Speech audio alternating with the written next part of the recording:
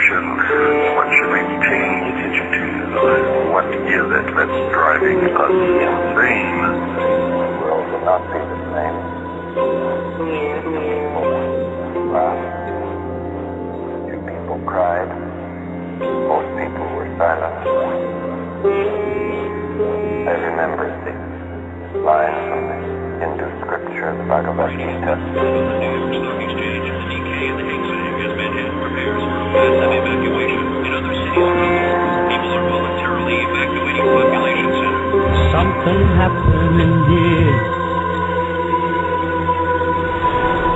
If you're listening to this, you are the resistance. You are the resistance. Truth connection. You can have things that happen to you in your life that are very traumatic at a young age, and you can choose to love instead of constantly be in fear. You can choose to work through it. You can choose to see the light side of a situation or a person versus the dark. You have to be able to look at where you've gone wrong in your own life and where you're responsible and where things went ugly, and then you see things more positively.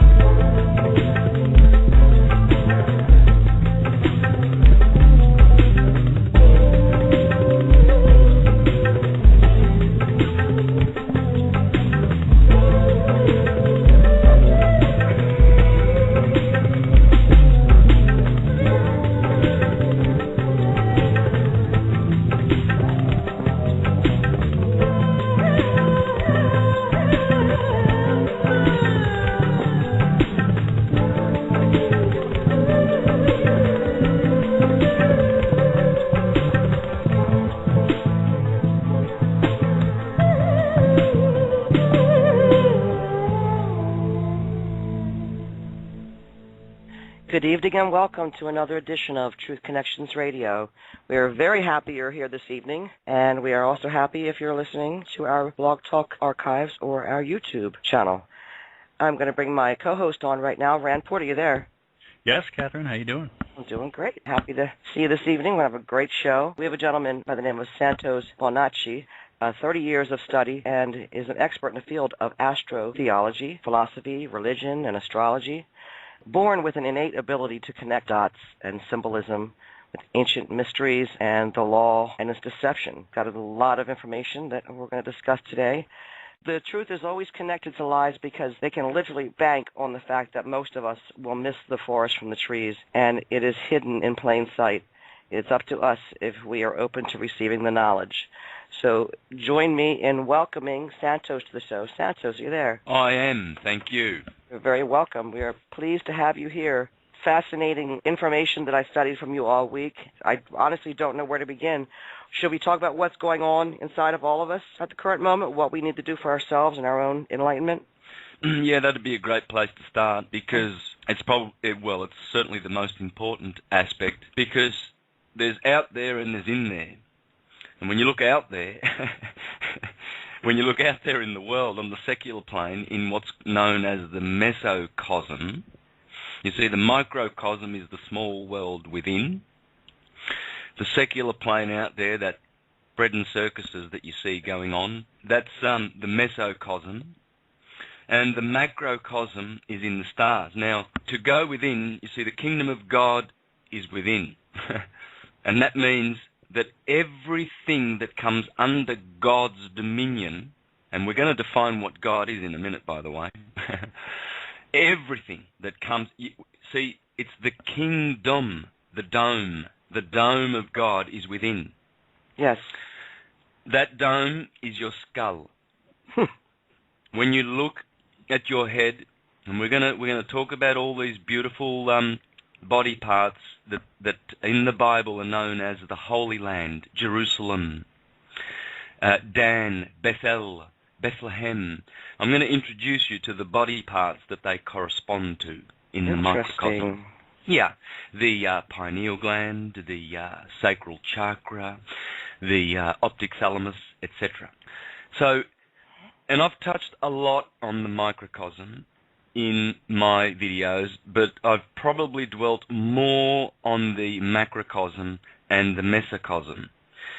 And I reckon I've neglected the microcosm. So I'm going to do a presentation shortly where I will be uncovering the gospel within. God, let's get back to God. Jesus said the kingdom of God is within. Everything is in your body. Everything, the whole universe, in a microcosm. You are it. God is light. The Bible tells you that. John, the letter of 1 John, and I think it's verse 5 of chapter 1. God is light. Now, light is undivided. Undivided light is what God is. When that divides, it produces electricity. Positive and negative, which we call electricity and magnetism. And the whole universe is produced by this. Protagoras said, man is the measure of the universe. Leonardo da Vinci said, the workings of the human body are an analogy for the workings of the heavens. Now, I've explained what this means in my videos. And I'll just briefly lay the foundation for the microcosm story that is in the gospel. The sun rises in the east and sets in the west, and it travels along the ecliptic. The ecliptic is the path of the sun that it faithfully travels. Its trajectory in the sky. Year in and year out, there he goes forth on the ecliptic. Following the sun are the 6 orbs of light that we see called the moon, Mars, Venus, Mercury, Saturn, and Jupiter. And you can watch them. You can watch them on the ecliptic. Right now, when you go outside at night, you will see Mars, right next to the star Regulus in the constellation of Leo. Once Mars stops retrograding and goes direct, you will see it just virtually go almost on top of Regulus. Look out for it. It's going to be great. That's the ecliptic. Regulus is the only star of major importance, one of the 4 most important stars in the sky, that is actually sitting on the ecliptic, right on the ecliptic. Now, that ecliptic runs through your body. It starts in the top of your head, right at the pole of the dome of your head. And that spot is always left open in the domes. When you go to some of the domes in Rome, for instance, the Pantheon. The Pantheon is a famous building which predates, most other structures there in Rome. And it has that little opening at the top of the dome. This is the North Pole. This is the dome that is your head. Very interesting. And it relates to the cerebrum. Okay? The equivalent word in the Bible is cherubim. Have you heard of the covering angels called the cherubim? Yes. Yeah. Well, that would be your cerebrum. Now, in the ecliptic, that corresponds with Aries, the Lamb of God. And the tribe of Israel is Gad. So the top of the head belongs, the whole body, the whole ecliptic, there are 12 signs of the zodiac, starting from Aries in the head and finishing with the 2 fish, Pisces, at the feet. And I'll go through the order of those in a minute. But the tribe of Gad, which is otherwise known as God, is in the head. And below Aries, Gad, is the tribe of Asher, called Taurus.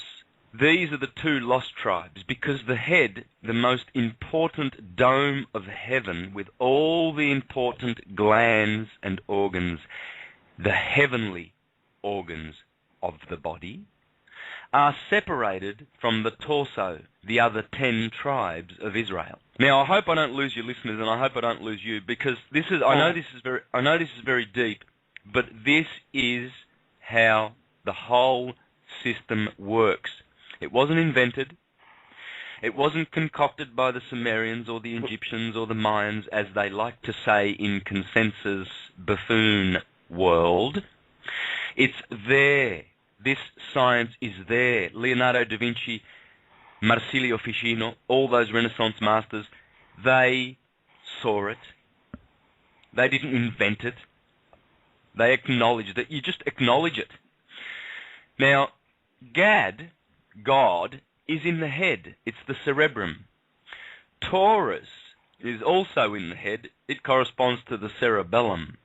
The cerebellum is the heart brain. You see, you have your frontal lobe, and you have all your lobes. Your cerebellum's this lobe at the back and at the bottom of the brain. And that is the man, that is corresponds to Adam man. Whereas Aries, Gad, the cerebrum, this corresponds to God man. Now, it's so important to understand this. This is occult science. In other words, it's hidden science. They're not going to tell you about it at Harvard. They're not going to tell you about this at Stanford. Forget about going to Oxford or wherever you want to go for your education. You won't get it. You won't get it there. You have to search around for this sort of knowledge. It's Hermetic. It's Neoplatonic. It's in the Bible, as you will see. The story that I'm about to unfold will blow your mind. Beneath the cerebrum is the claustrum, and it's called the Holy Claustrum, or otherwise known as the Santa Claustrum, Santa Claus. And you see, Santa Claus, he has this nice fluid, and this fluid is otherwise known as Christos, the oil, the holy oil of the lamp. And the cerebrum produces this fluid which flows down the spinal cord, and it goes right down to the bottom where you will find the tribe of Scorpio. That's your sign, Kathy, isn't it? Yes, it is my sign. You're a Scorpio. Okay, yes, so I'm Aries, I'm Arian, I'm in the head, and the fluid goes from Aries in the head, from the claustrum, the holy claustrum, And it's a secretion. And take note that the word secret is hiding in the word secretion. In other words, secretion comes from secret. That's interesting. Okay. Yeah.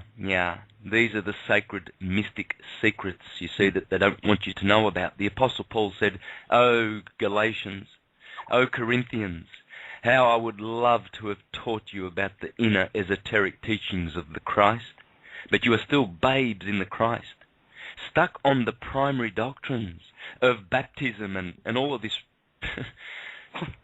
You're little children spiritually. You're still at the psychic level. You haven't even burst through to the spiritual or the mystical."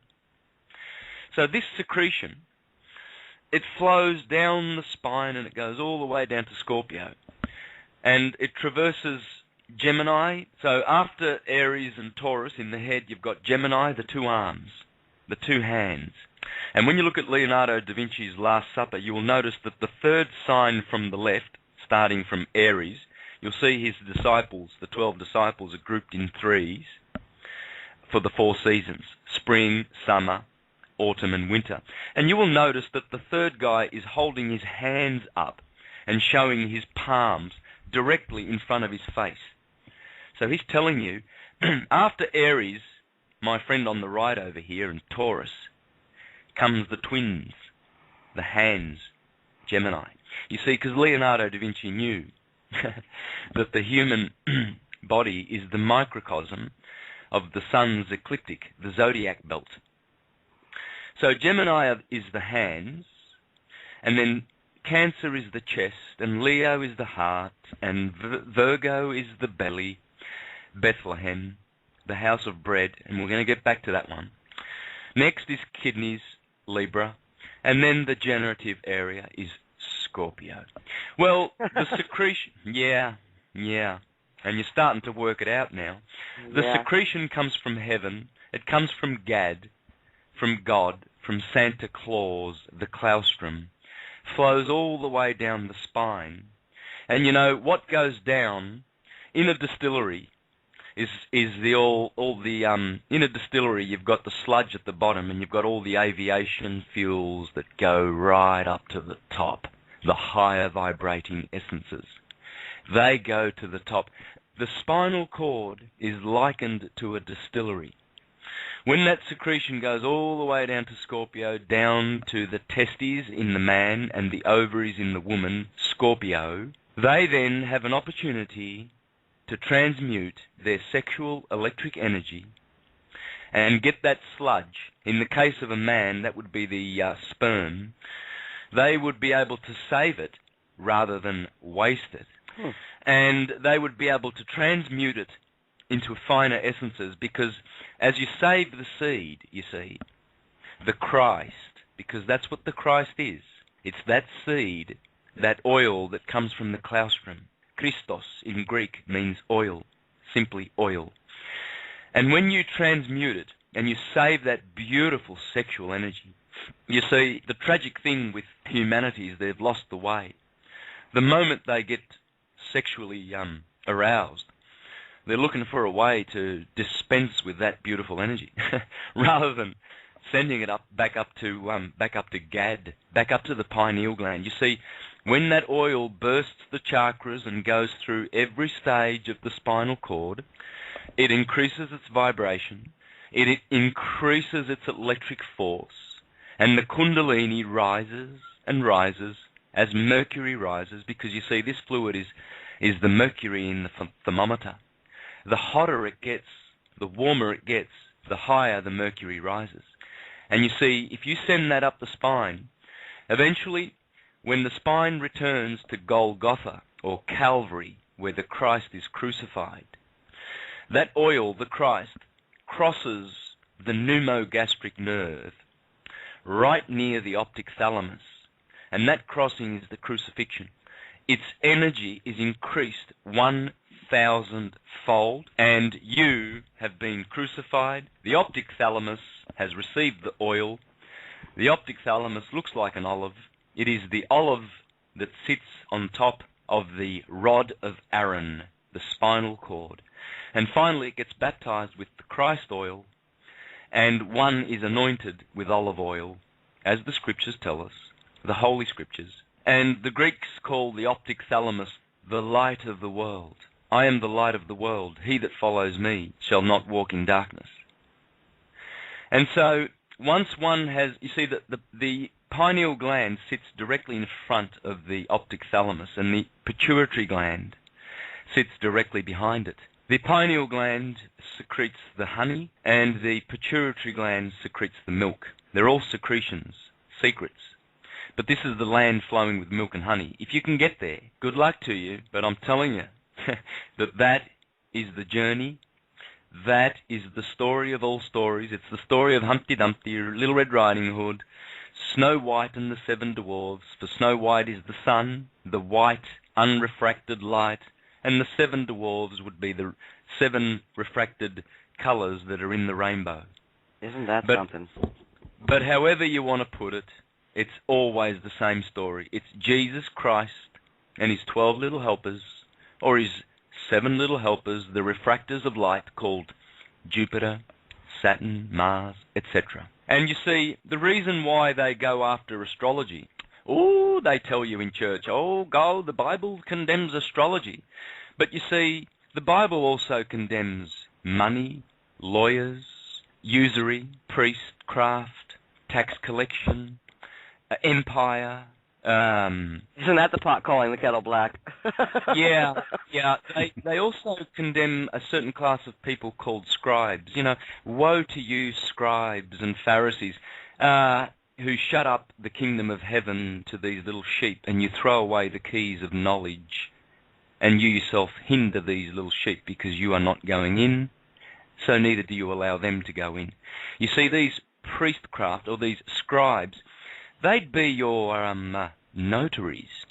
And how many little churchgoers are quite happy to use the services of lawyers and the money, the cash that they have in their pockets? And how many go to the bank to enroll and borrow some of that money which is debt-laden so that they can participate in usury?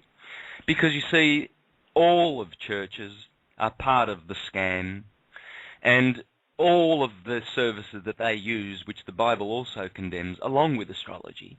But see, the thing with astrology is that it's beneficial because you can cure yourself with natural herbs and crystals, and you can know who you are with the science of astrology.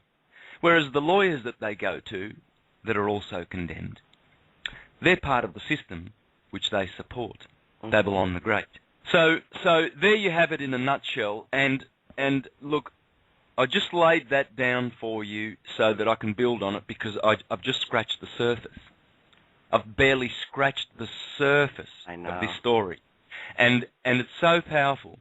And when you lift up the Christ and you raise your soul and you get that oil going up that spine and you reach the pineal gland, you'll know who you are. You'll know what's what. And you will know. You won't believe and have faith. Believe in Jesus, the third-party vicarious Saviour. He'll come one day in the clouds and, he's just going to save you.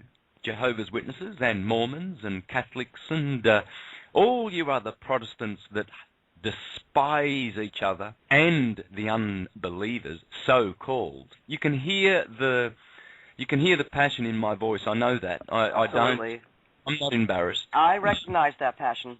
Yeah, I'm not shy, because look around at the apathy and the inertia. Absolutely. And the fluoridated pineal glands and the people that go off to the football and keep up with the Joneses, and they're part of the problem. They're part of the problem. That's the most frustrating part of the problem, in my opinion. Just trying to get people to listen, but you can't really force people to listen.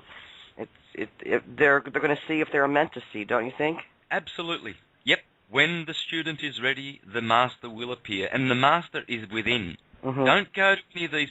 I would not be running off to any gurus that are running around. Sure, I mean, there's some great teachers out there, but I'd be inclined to go to the more scientific ones, like the ones that the likes of Immanuel Velikovsky and Walter Russell and Wallace Thornhill at thunderbolts.info. I'd be inclined to go to guys like Nassim Harriman, Dan Winter, Stan Tenen, Greg Braden, Bruce Lipton.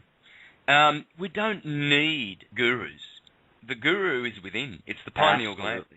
Yeah, if you want to know some stuff, well, activate yourself. Get yourself going. Go within. The answers are there. We are all of the same Gad, the same God. Aries, the claustrum, and the secretions are all going on in all of our bodies, unless we've shut them down. And by the way, living life riotously, as the Bible says, you know, the prodigal son, these stories in the Bible, they're magic. If you want to know what's going on within, read the Bible. It's the best. Mm-hmm. The prodigal son says to Daddy, "Oh, Daddy, your kingdom's great up here, but I'm going to go down and I'm going to go and eat some of that stuff down there. There's prostitutes down there and there's wine. See you later." So off he goes, the prodigal son, and he wastes his life in riotous living. Well, that's the claustrum. The claustrum sends down all these beautiful secretions made from ether, made from light. Etherical. Oh, yeah. And it pours it down. And the first thing we do is we run off the moment we get sexual desire and we discharge that electricity. We earth it. We waste it like Onan, the son of Jacob, who married his daughter, who was Judah was one of the sons of Jacob. Judah had 3 sons. The first son married a woman, and he died. Whoops. Second son's got to marry that one. So the second son marries her. He dies. Whoops. Third son, Onan, marries her. But Onan wastes his seed. So he was not getting her pregnant, which he was supposed to for the Jewish tradition of birthright and inheritance, you see. Now, Onan, if you go to Japan, someone who masturbates there is called an onanista. Interesting. Yeah. So now this is not anything against sex. Sex is electricity. It's who we are. Absolutely, but we have to be wary of who we choose to interblend our auras and our energies with, because it could hurt us instead of helping us, you know? Absolutely, it can be detrimental. One of the most beautiful things that we have, just like anything, water saves us, but we can drown in water. Just like anything, there's the good and the evil. There's no such thing as good and evil. In the right brain, there's no such thing. In the left brain, where everybody is working out of, yeah, there's good and evil. So there's polarity. But really, good is evil and evil is good. Light is darkness and darkness is light. They are just varying degrees of the same thing. But you see... It's the polarization that people have issues with, is what you're saying. The balancing of it all. Yeah, well, they believe too much in the polarization of it. They believe in it. They think it into reality. Whereas in the right brain, there's only unity. There's only one of everything. And this is what my work shows, the syncretism, the syncretic nature of everything. So I deal comprehensively with all the subjects, all of them, science, physics, theology, philosophy, and show the syncretic nature of everything. Everything is interrelated, as von Humboldt. Absolutely everything. It's not a mistake. It's a common thread, yeah. Yeah, and you see, this is what they don't want you to know about astrology. Every month when the moon is in the sun sign that you were born in my case Aries, coming up in a few days, because the moon is in Aquarius right now. Next is Pisces, and then Aries. That's the moment that a germ is germinated in the solar plexus, which is above the sacral plexus, where Scorpio dwells. So in your case, Kathy, that'll be in Scorpio. So you need to follow the moon. Please, yes. Please, I urge you, follow the moon. Because if you save that seed, and by the way, this happens in males and females. This is a spiritual, psycho-spiritual womb that both genders have. The physical womb only the feminine gender has. But we both have the solar plexus. The solar plexus is the ganglion, a nerve ganglion, which has 12 nerve endings. They are the 12 tribes of Israel. And they are connected to the 12 dorsal vertebrae. And the seed is born within the solar plexus monthly.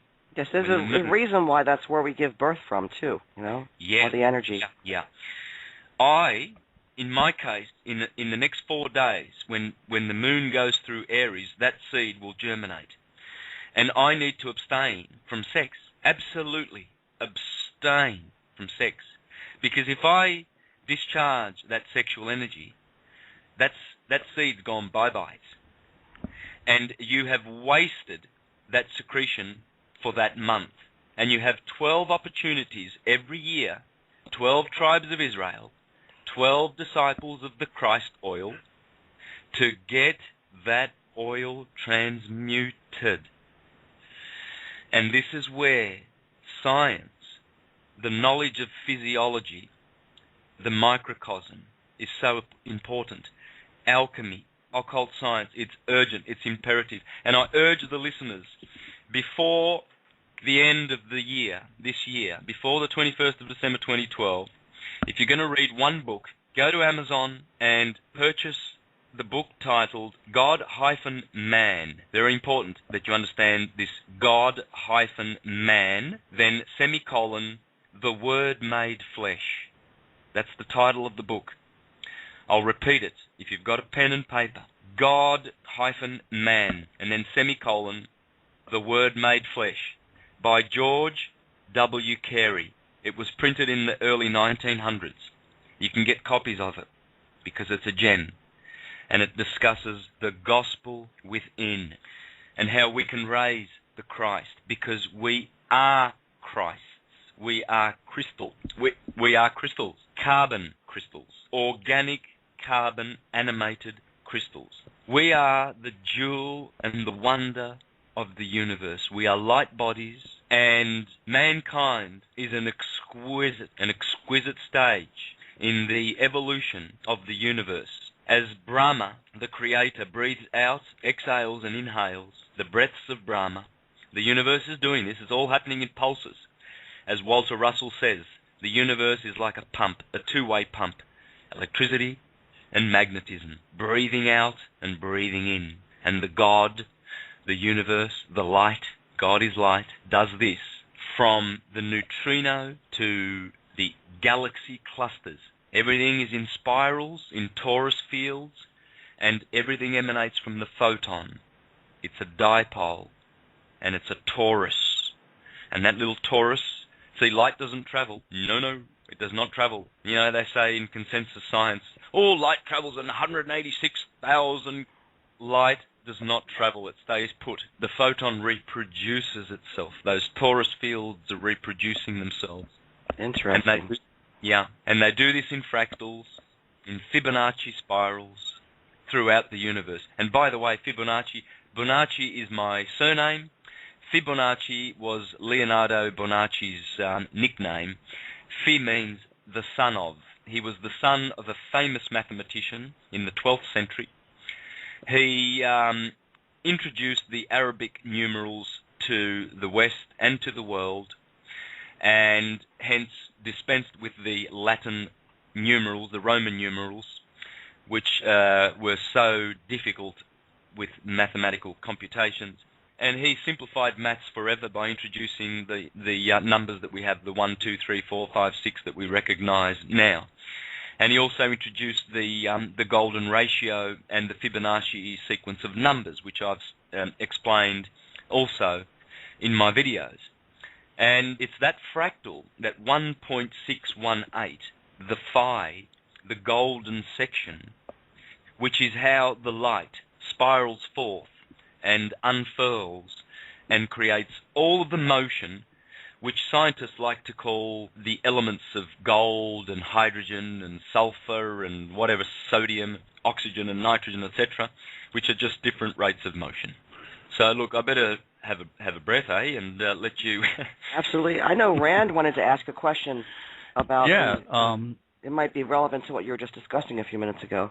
Yeah, Santos, are you aware of the Atlas prophylax adjustment? It's like a type of chiropractic type adjustment where they adjust the uppermost vertebrae, and it's what your skull actually sits on, and they say that everyone is born with it out, and they've proven that, and that we were actually created that way so that we wouldn't have a complete Kundalini microcosmic orbit, and there's a whole movement now to have it set back in so that it re-energizes us and gives us more access to our inherent energy inside of us.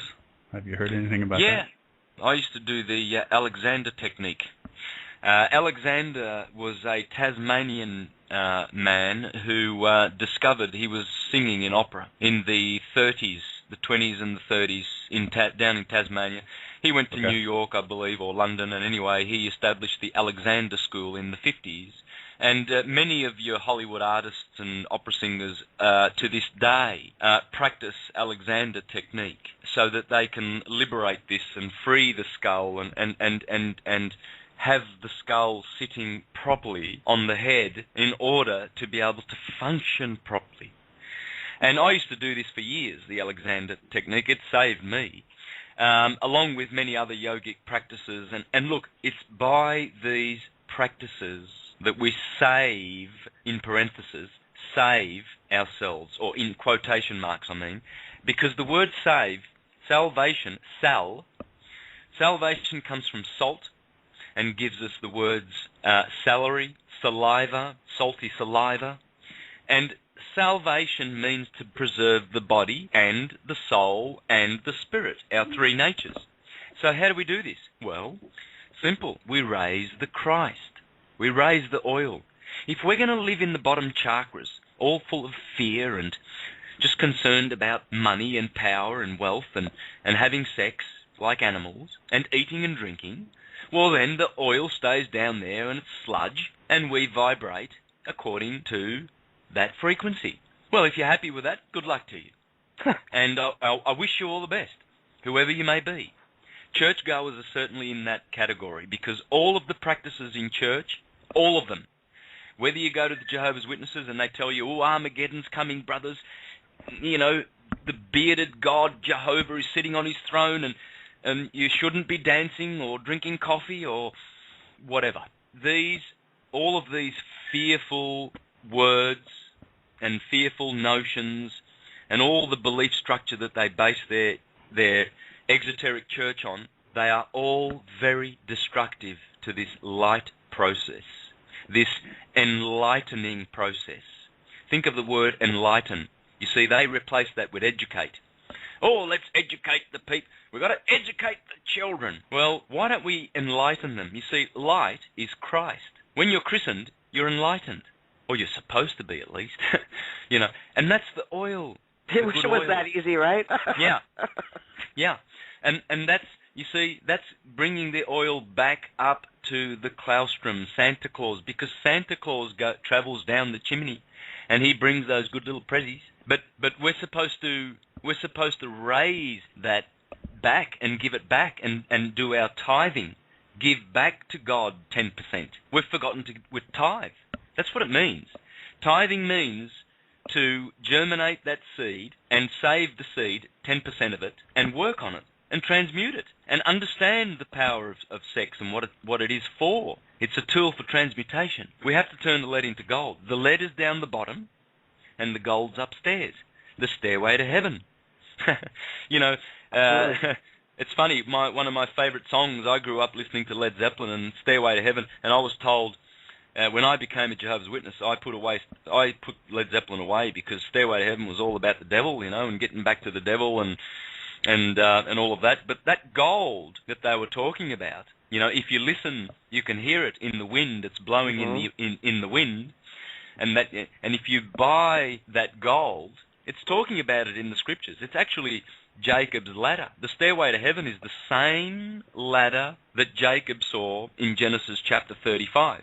Now get this, Jacob lays his head on a stone, and Queen Elizabeth claims to have been coronated in 1952 on the stone of Scone. That stone, that's the stone that Jacob laid his head on, according to their Jesus bloodline counterfeit story that they're trying to push out there to mankind, that there's a historical Jesus bloodline. I'll get back to that because there is and there isn't. But Jacob, the stone of Scone, is the sacral, the 5 sacral bones in the vertebrae. There's 33 bones in the dorsal vertebrae, right, the spinal column, and they are separated. There's 5 different sections. The second bottommost section is the sacral I forget the exact name now. Anyway, they're 5 fused bones. That's Jacob's stone. That's the stone. You see, Jacob had a dream. He laid his head down on that stone at the bottom of the ladder, and all of a sudden he sees angels going up and down this ladder. That's the spinal cord. And then he sees God face. He struggles with an angel, of course, because it is a struggle to get that oil flowing up the spine. And then he sees God face to face, and he lives. He gets a name change from Jacob to Israel, and he says, I have seen God face to face. I shall call the name of this place Pineal. Pineal? Not a mistake. Mm-hmm. So I think we've found Jacob. And by the way, Jacob means, if you go to your little etymological church dictionary of Bible words, you'll find that Jacob means heel catcher. Heel catcher means if you wrap the human body around a circle, starting at the head and ending at the feet, and the feet, the bottom of the feet, the heels touch the back of the head, right?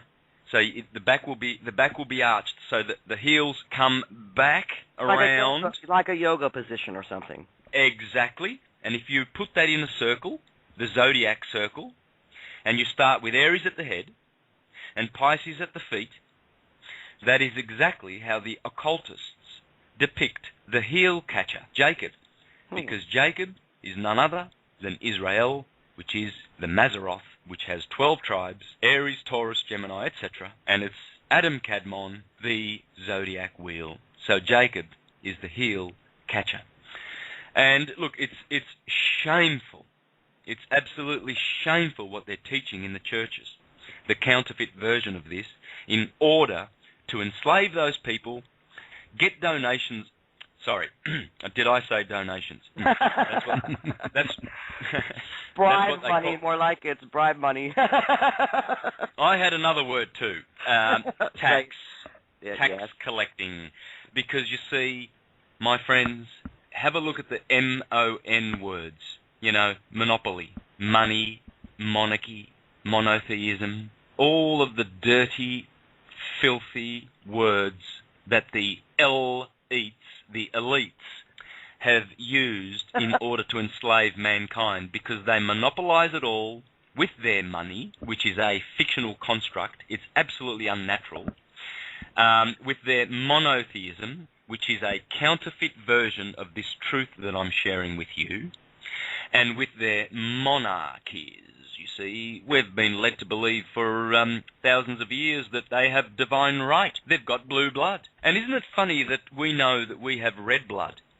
I wonder what Genesis is talking about when it says, when the Elohim, the so-called Elohim, say, let us make man in our image. And then in Genesis chapter 3 it says God was pleased with Adam and Eve, and he called them Adama. He called them Adama. We are the Adama, the race of the Adama. Adama means red blood.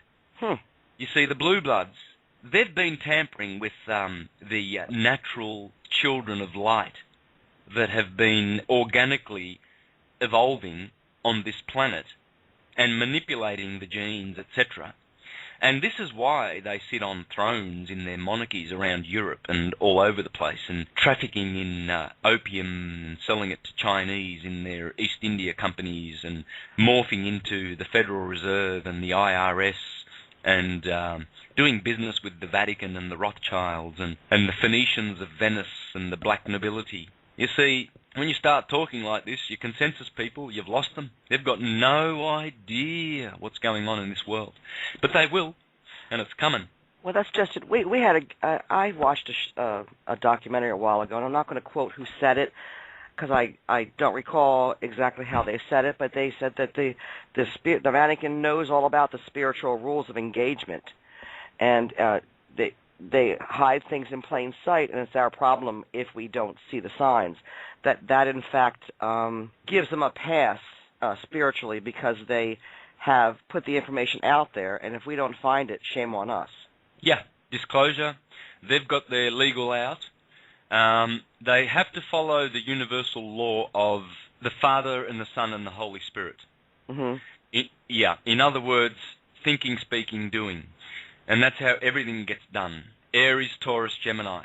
Aries is, remember, the thinking place, the cranium, the cerebrum, where the secretions come from. Speaking is Taurus.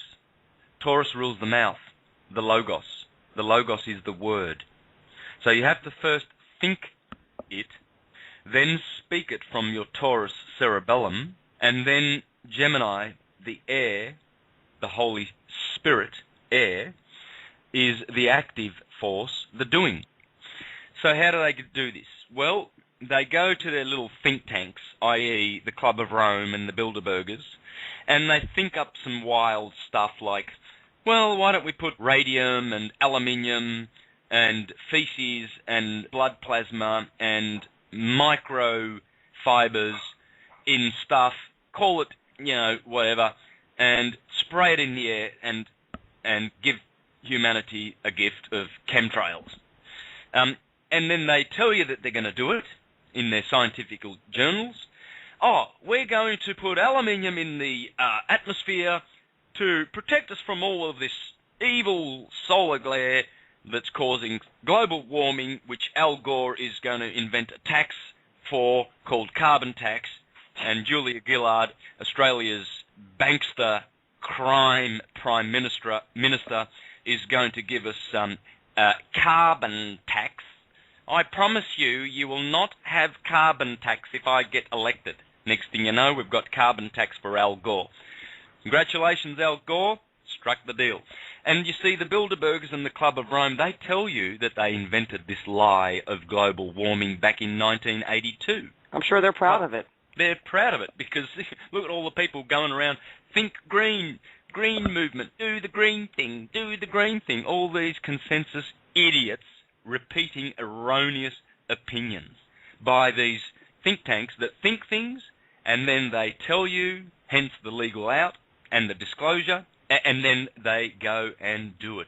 Look around. The Absolutely. water's got fluoride in it. Lovely. Because the elites, they don't care about much when it comes to... It's all so truly connected. It just drives me crazy how connected it is. Why doesn't everyone else see it?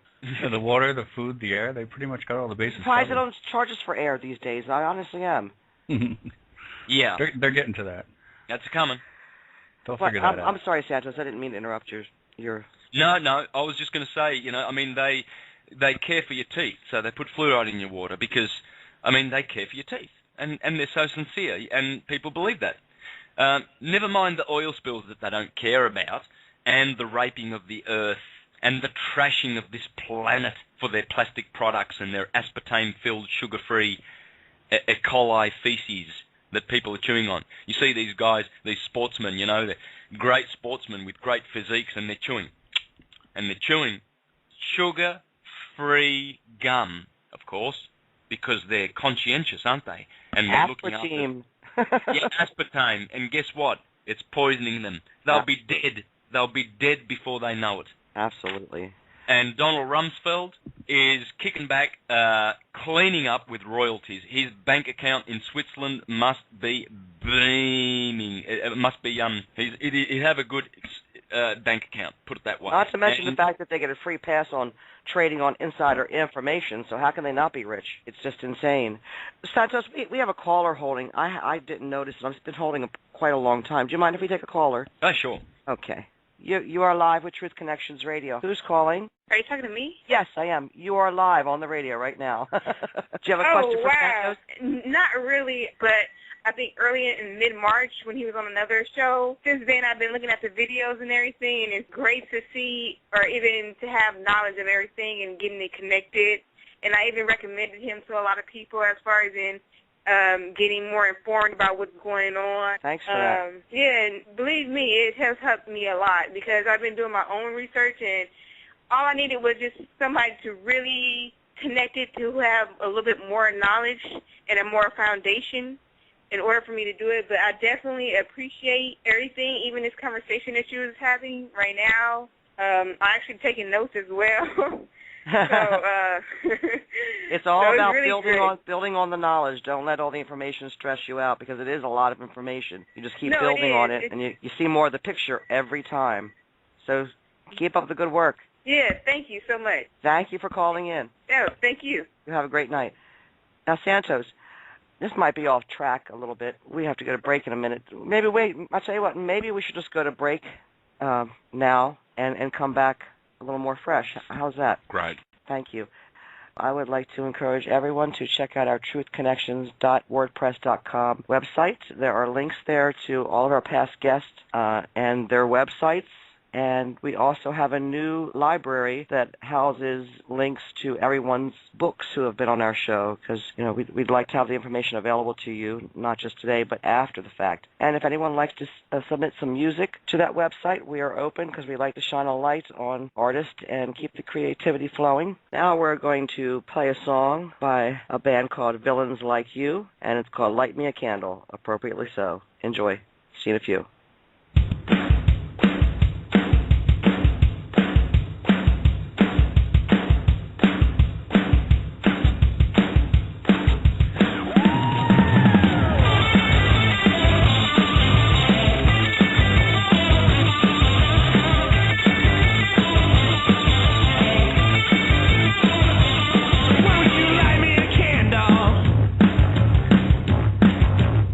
So I can see my way.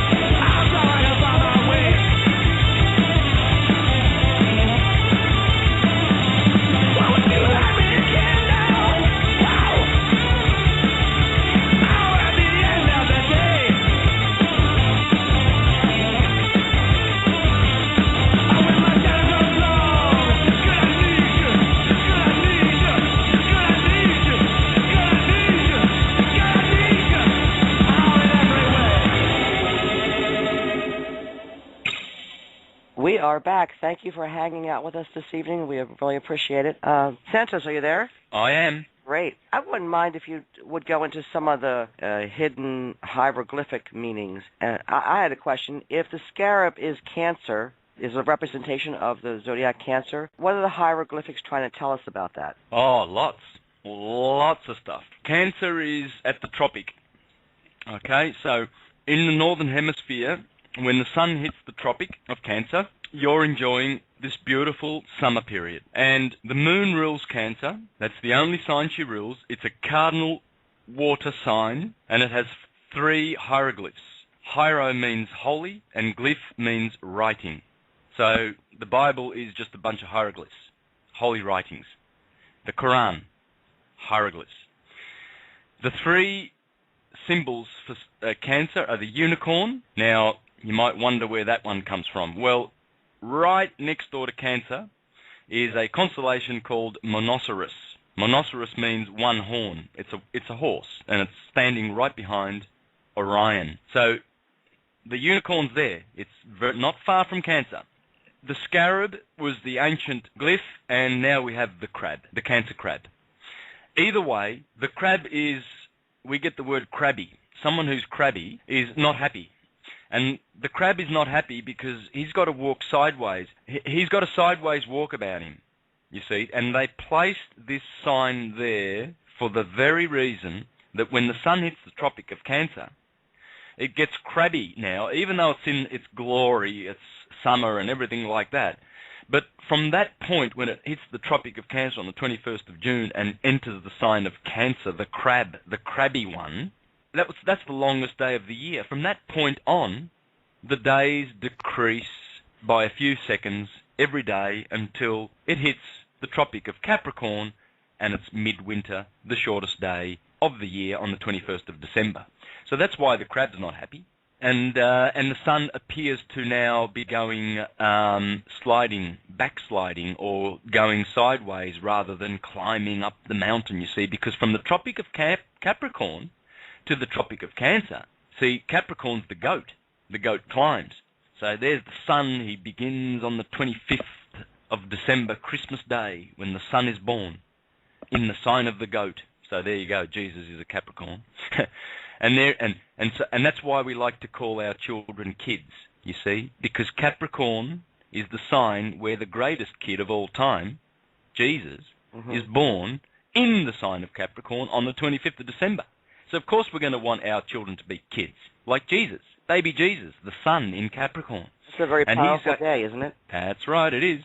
Of course it's powerful, because why? Well, if you're watching the sun on the horizon, you'll notice that it stops on the solstice for 3 days. Doesn't move. Then all of a sudden on the 25th, bang, it's flying off again to the other tropic. And it goes from tropic to tropic, solstice to solstice. And you can watch it. I solar gaze, and I watch the sunset on my deck. I've got a beautiful big wooden timber deck. And my brother-in-law comes out, and my sister, I teach everybody to solar gaze, and we're all standing on the veranda watching the sun, staring right at it. And people drive past, and they must think we're crazy. Half of us are on the roof, on the roof of the garage, and we're just lined up, me and my brother and brother-in-law, and we're watching the sun. And my sister says to me, because this is her first year in doing it, and she's going, wow. She started watching at the solstice in December, 4 months ago. And it's gone through the equinox in Aries on the 21st of March already. It has traveled 20 to 30 degrees on the horizon. Man, that orb is a traveling fast. You can notice it.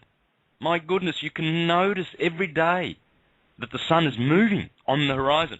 And it's only 1 degree in 8 days. But 1 degree on the horizon is a long stretch. And so every day he's in a different position.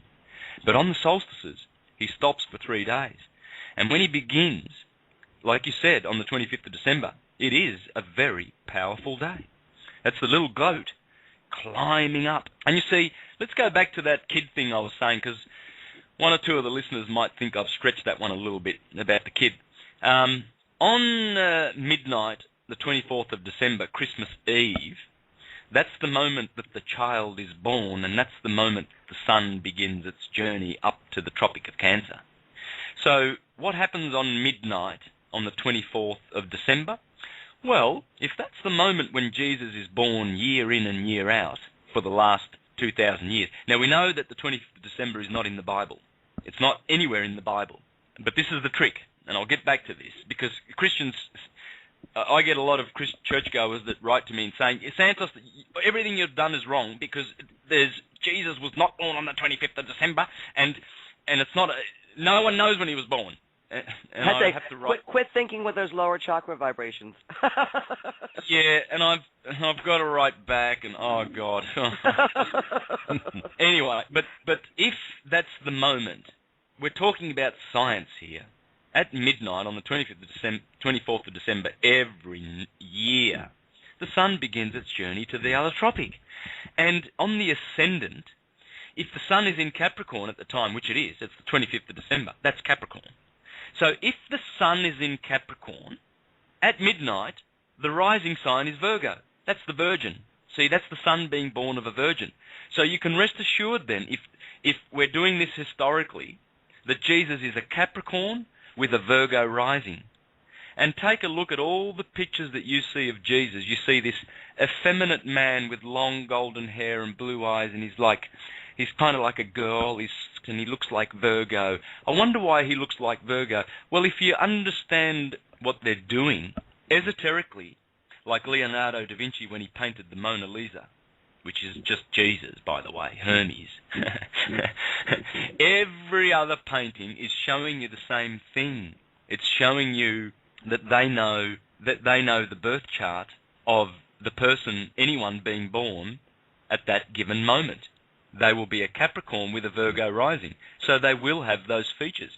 Now, if you know astrology, and you look at all the paintings that have ever, the good ones that have ever been done of Jesus that make him appear to be effeminate, you'll understand what they're trying to tell you. That is a Capricorn. He looks like a goat. He's got the Capricorn features with a Virgo rising.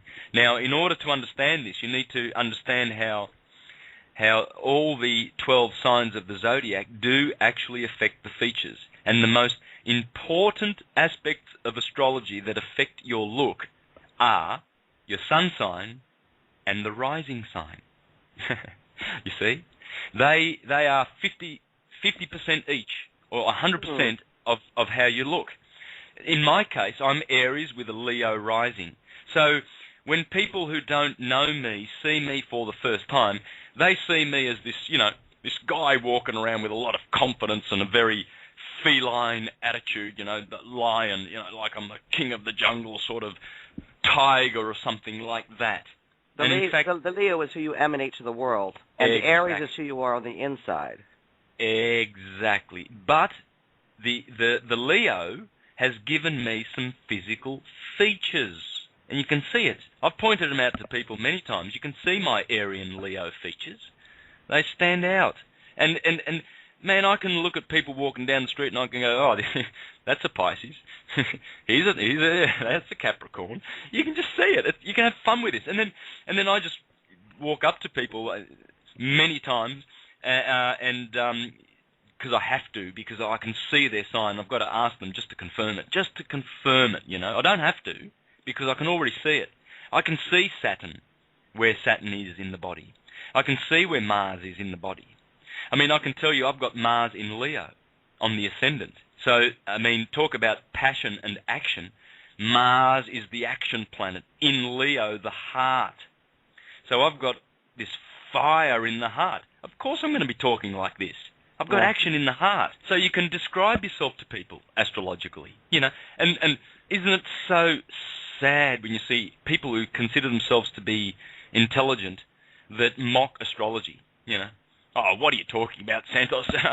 Stick to your music. If the planets and the moon can affect the tides, how is that not a powerful entity all by itself, How is the sun not just as powerful, if not more powerful? Well, yeah, I like to tell people that have got more than a fleeting interest in the subject of truth, and they've got 5 minutes to sit and listen. I like to tell them about the star system Sirius A and Sirius B. Sirius is the brightest star in the sky, and Sirius B orbits that star every 50 years. And back in 1989, scientists were watching Sirius B because it was for the first time, they've realized that Sirius B was going past Sirius A. In other words, it was going in between our sun and Sirius. Okay?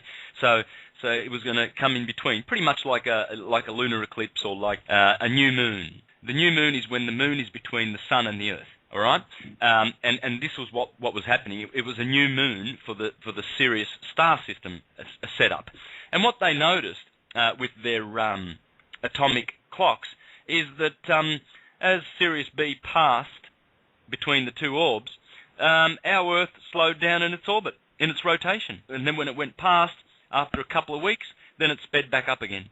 So if a star, one of those twinkle, twinkle little stars, how I wonder what you are having a slowing down, one star that we're aware of at least, slowed down the Earth's rotation by a couple of seconds in 1989, and this was measured, and it's a scientific fact which we cannot run away from. I think we might want to start contemplating that subject of astrology, the mother of all sciences. Absolutely.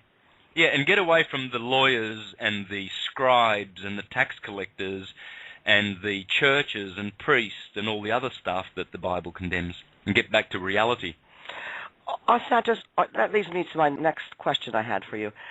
Do you have any thoughts on the Asterian astrology, the theory that Western astrology is off by 23 degrees, and that we, as Westerners, fail to calculate the precession of the equinox, and the Egyptians, the Buddhists, the Hindus were all aware of this and called it the science of light? Do you know anything about Asterian astrology? That there's 27 different astrologies than what we actually have? I don't want to confuse people even more, but I think it's important to talk about it.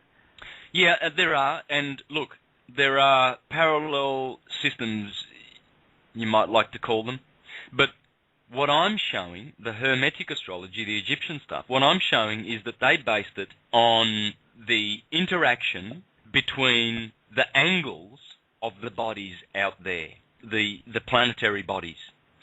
That's what they based it on. And Thomas H. Burgoyne explains it the best when he says, as the sun appears to go around every year 360 degrees, and it takes 365 days, it progresses 1 degree every day. Therefore, the angle of photons, the angle of light coming to the Earth that the sun is interacting with, it's all about angles. Angles are angels. And there are good angels and bad angels. Good angles and bad angles in astrology. And I'll explain those in a minute. But as the sun goes around and all the other orbs, and they're always changing position and changing their angles, that's what astrology is based on. So it matters not that the stars have slipped, because we're not worried about the stars. Yes, the equinox is happening in Pisces. We've been in the age of Pisces for 2,000 years, and the equinox has been happening in Pisces and not in Aries, as astrology has it. But it doesn't.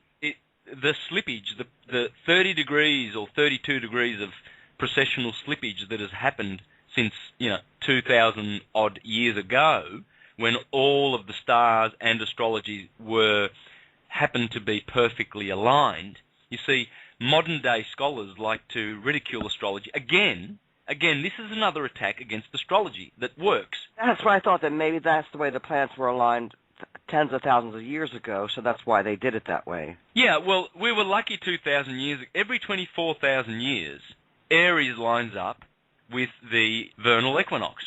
And this is great, but it doesn't mean that it's based on... The stars are going to be slipping all the time. So ignore the precessional slippage and get back to the angles. It's all about angles. Because on the 21st of March, every year, for forever, the sun will enter Aries. It will never enter Pisces.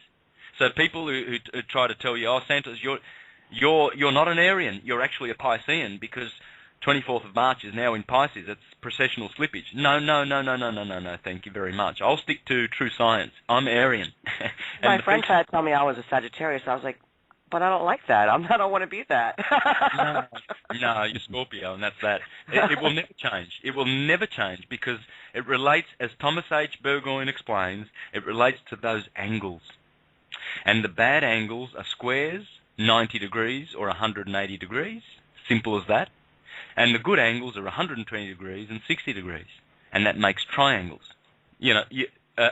A grand trine, for instance, if you have a grand trine in your astrology, that's 3 lots of 120 degrees. They are called, Thomas Burgoyne calls these the angles of joy, or the angels of joy, and many people have them. Tom Cruise has a grand trine in his birth chart. He was born under a grand trine, and he has 3 planets that are in their original houses. I think Mercury is in, what is he? He's Cancerian. So he's got the moon in, hang on, I've got it here. Let me share this with folks. Go right ahead. It's worthy of note, and then people can go and check Tom Cruise's birth chart, and they will see. And eventually, I'll find it anyway. If you've got another thought you want to follow, I would like to talk about numerology and how all that ties into what can give us the answers to what we need to do. Okay. Like astrology. Yeah. Tom Cruise has a grand water trine. Jupiter in Pisces. Jupiter rules Pisces. That's one planet. According to Firmicus Maternus, the 4th century astrologer, he says if you have one planet in its natural home, now Jupiter rules Sagittarius and Pisces, right? So Tom Cruise has Jupiter in Pisces. I also have that. He has Saturn in Aquarius. I also have that. And the third thing he has, which I don't have, 3 signs in their planet, or 3 planets in their sign. He has Mercury in Gemini, and Mercury rules Gemini. So he's very lucky, and he's got a grand water trine, Neptune in Scorpio, the Sun in Cancer, he is Cancerian, and Jupiter in Pisces, and there you have this beautiful grand trine. The guy was blessed. This is the blessed. This is what you call smooth sailing. He's got a lot of angles of joy. He's a happy man. But numerology, let's have a look at some numbers, shall we? We've got even numbers, which come from the word Eve, the woman. The numbers 2, 4, 6, 8, 10, these have an evil connotation to them. 2 was the number Pythagoras spat on the ground whenever it was uttered, because it was division. 4 has to do, in Japan, 4 is shi, and shi also means death. And they avoid the word shi and 4 like a plague, like we avoid the number 13. In Japan, my wife comes from North Honshu, the main island of Japan, right up. She was born in a town called Hachinohe. Hachi means 8. And there's a series of towns from 1 through to, I think it's 9. So Hachinohe is 8 nohe, which means village of 8. So they've got Ichinohe, Ninohe, Sannohe, and guess what? There's no 4. It goes straight to Gonohe, and then yeah. And I asked my wife, what's with the 4? And she says, well, I already knew. I mean, I've been to Japan 5 times. I know that 4 has this evil death thing about it. 6, 6, 6, 6. The hex, carbon, 6 protons, 6 electrons, 6 neutrons. Solidity. So you see 2, 4, and 6. Whereas the 1, that's male. 1 is unity. 3 is the Trinity. 5 is the pentagram. You know, Leonardo da Vinci's Vitruvian Man, he has 5 points. You see, the head and the 4 limbs, they make it 5. So man is an etheric creation of the number 5. So you see, and then there's 7. The number 7 is like, the Jews say that when God created 7 is the most beautiful thing in the universe for God. And then the next male number is 9, you know, the 9th heaven, the number of divinity. Can I tell you something? I have 23 letters in my name, so I did my numerology, and I came out with a 9 soul urge, and I actually have 2 9s and 4 7s in my numerology reading. Is that good? Oh, yeah. 9 is that magic number that is everywhere when you look for it. In the Bible, it's everywhere. 144,000. Add up the digits, they come to 9. 666. Add up the digits, they come to 9. 6 plus 6 plus 6 equals 18. 1 and 8 is 9. Another number, the 153 fish that St. Peter caught when Jesus, the resurrected Jesus in the Gospel, the last chapter of the Gospel of John, the resurrected Jesus appears on the beach, and he's cooking a little fish, and he yells out on the boat. He says, "Have you caught anything?" And they say, "No." And he says, "Cast your net to the right side," which means to the right hemisphere of your brain, because unless you work in the right brain, the hermetic brain, you will catch no fish. And they brought the fish onto the beach, and they counted the fish. What for? Did the fish really need to get into the Gospel of John? Are they that glory and fame hungry that these little fish that please count us, for God's sakes, get us in there. Well, it could have been any other number, but they happen to have a number that adds up to 9, 153. And in Pythagorean and Archimedean mathematics, that is the number of, guess what? The fish. The number of the fish is 153. Now, at this stage, if you don't mind, I would love to read one very short chapter from the book that I mentioned in the first hour, God, Man, the Word Made Flesh. Absolutely. Just so that the listeners can be in ecstasy when they hear the exquisite richness of this beautiful, beautiful work. Absolutely. Take it away, Santos. Here we go.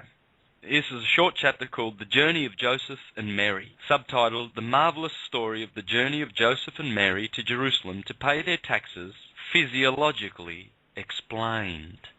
Notice the the intonation in my voice. Mm-hmm. Physiologically explained, very lazily, because the guy's like, this guy is actually blown away by the fact that churches are still peddling the historical Jesus story that was invented by the Caesars of Rome. He's like, I mean, all the guys I read are like, they're bewildered at the fact that the churches have survived for so long, deceiving the masses. And here's what he says. Let me see if I can get through this without going on a tangent, which I like to do. On either side of the thalamus in the head is a gland known in physiology as the pineal on the posterior and the pituitary on the anterior side of the thalamus. The pineal is cone-shaped and secretes a yellow or golden fluid. Remember I said the pineal gland secretes the honey and the pituitary gland secretes the milk. It's the land flowing with milk and honey. So it's very important to get the Christ going up there. Send Santa Claus back up the chimney real quick. So the pituitary body opposite it is ellipsoid in shape and contains a whitish secretion like milk. The fluids that are found in both these bodies come from the same source, namely the claustrum, which means barrier or cloister, and is referred to as cloister for a very good reason, that a precious and holy thing is secreted or secluded there. Santa Claus, or Santa Claus, is another term for this precious fluid, which is indeed a holy gift in the body of each one of us. The precious fluid which flows down from the claustrum separates, part going to the pineal gland and part to the pituitary body, and these, being special laboratories of the head, differentiate the fluid from the claustrum, and it takes on the colours above mentioned, and in the pineal gland becomes yellow and has electric properties. The pituitary body, having the milk-like fluid, has magnetic properties. These two glands are the male and female, the Joseph and Mary, of the physical body.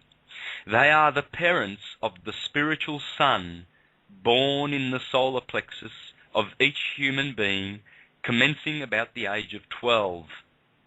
This yellow and white material, which is the milk and the honey referred to in the Bible, the children of Israel having been given the promise of return to the land flowing with milk and honey, at last reaches the solar plexus, the semi-lunar ganglia, the Bethlehem of the physical body.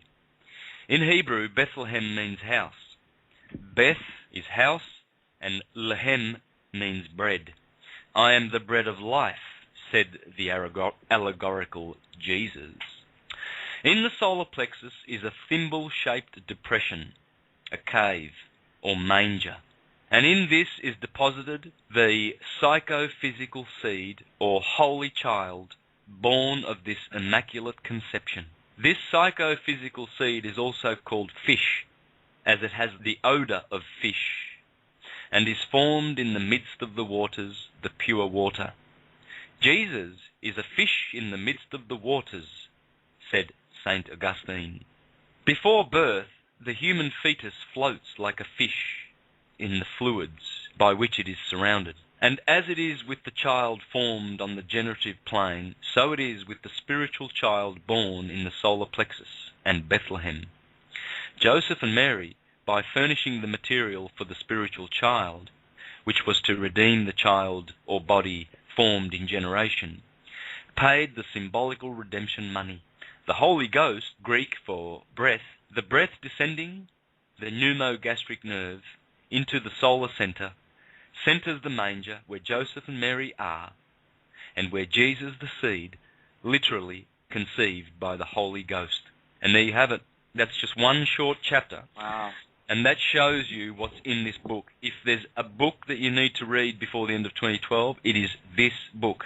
And this is the true story, the true physiological story of salvation by which we can regenerate our bodies, because when you do this, you can live for hundreds of years.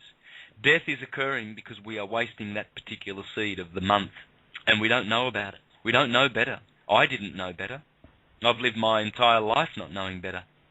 I now know, and this is why I am so active in getting on radio and doing presentations and sharing a lot of my life, which is very taxing on my health and very demanding. But it's so important that we get humanity back on track. Everything is within. The kingdom of God is within. The Apostle Paul said, the Christ dwelleth within.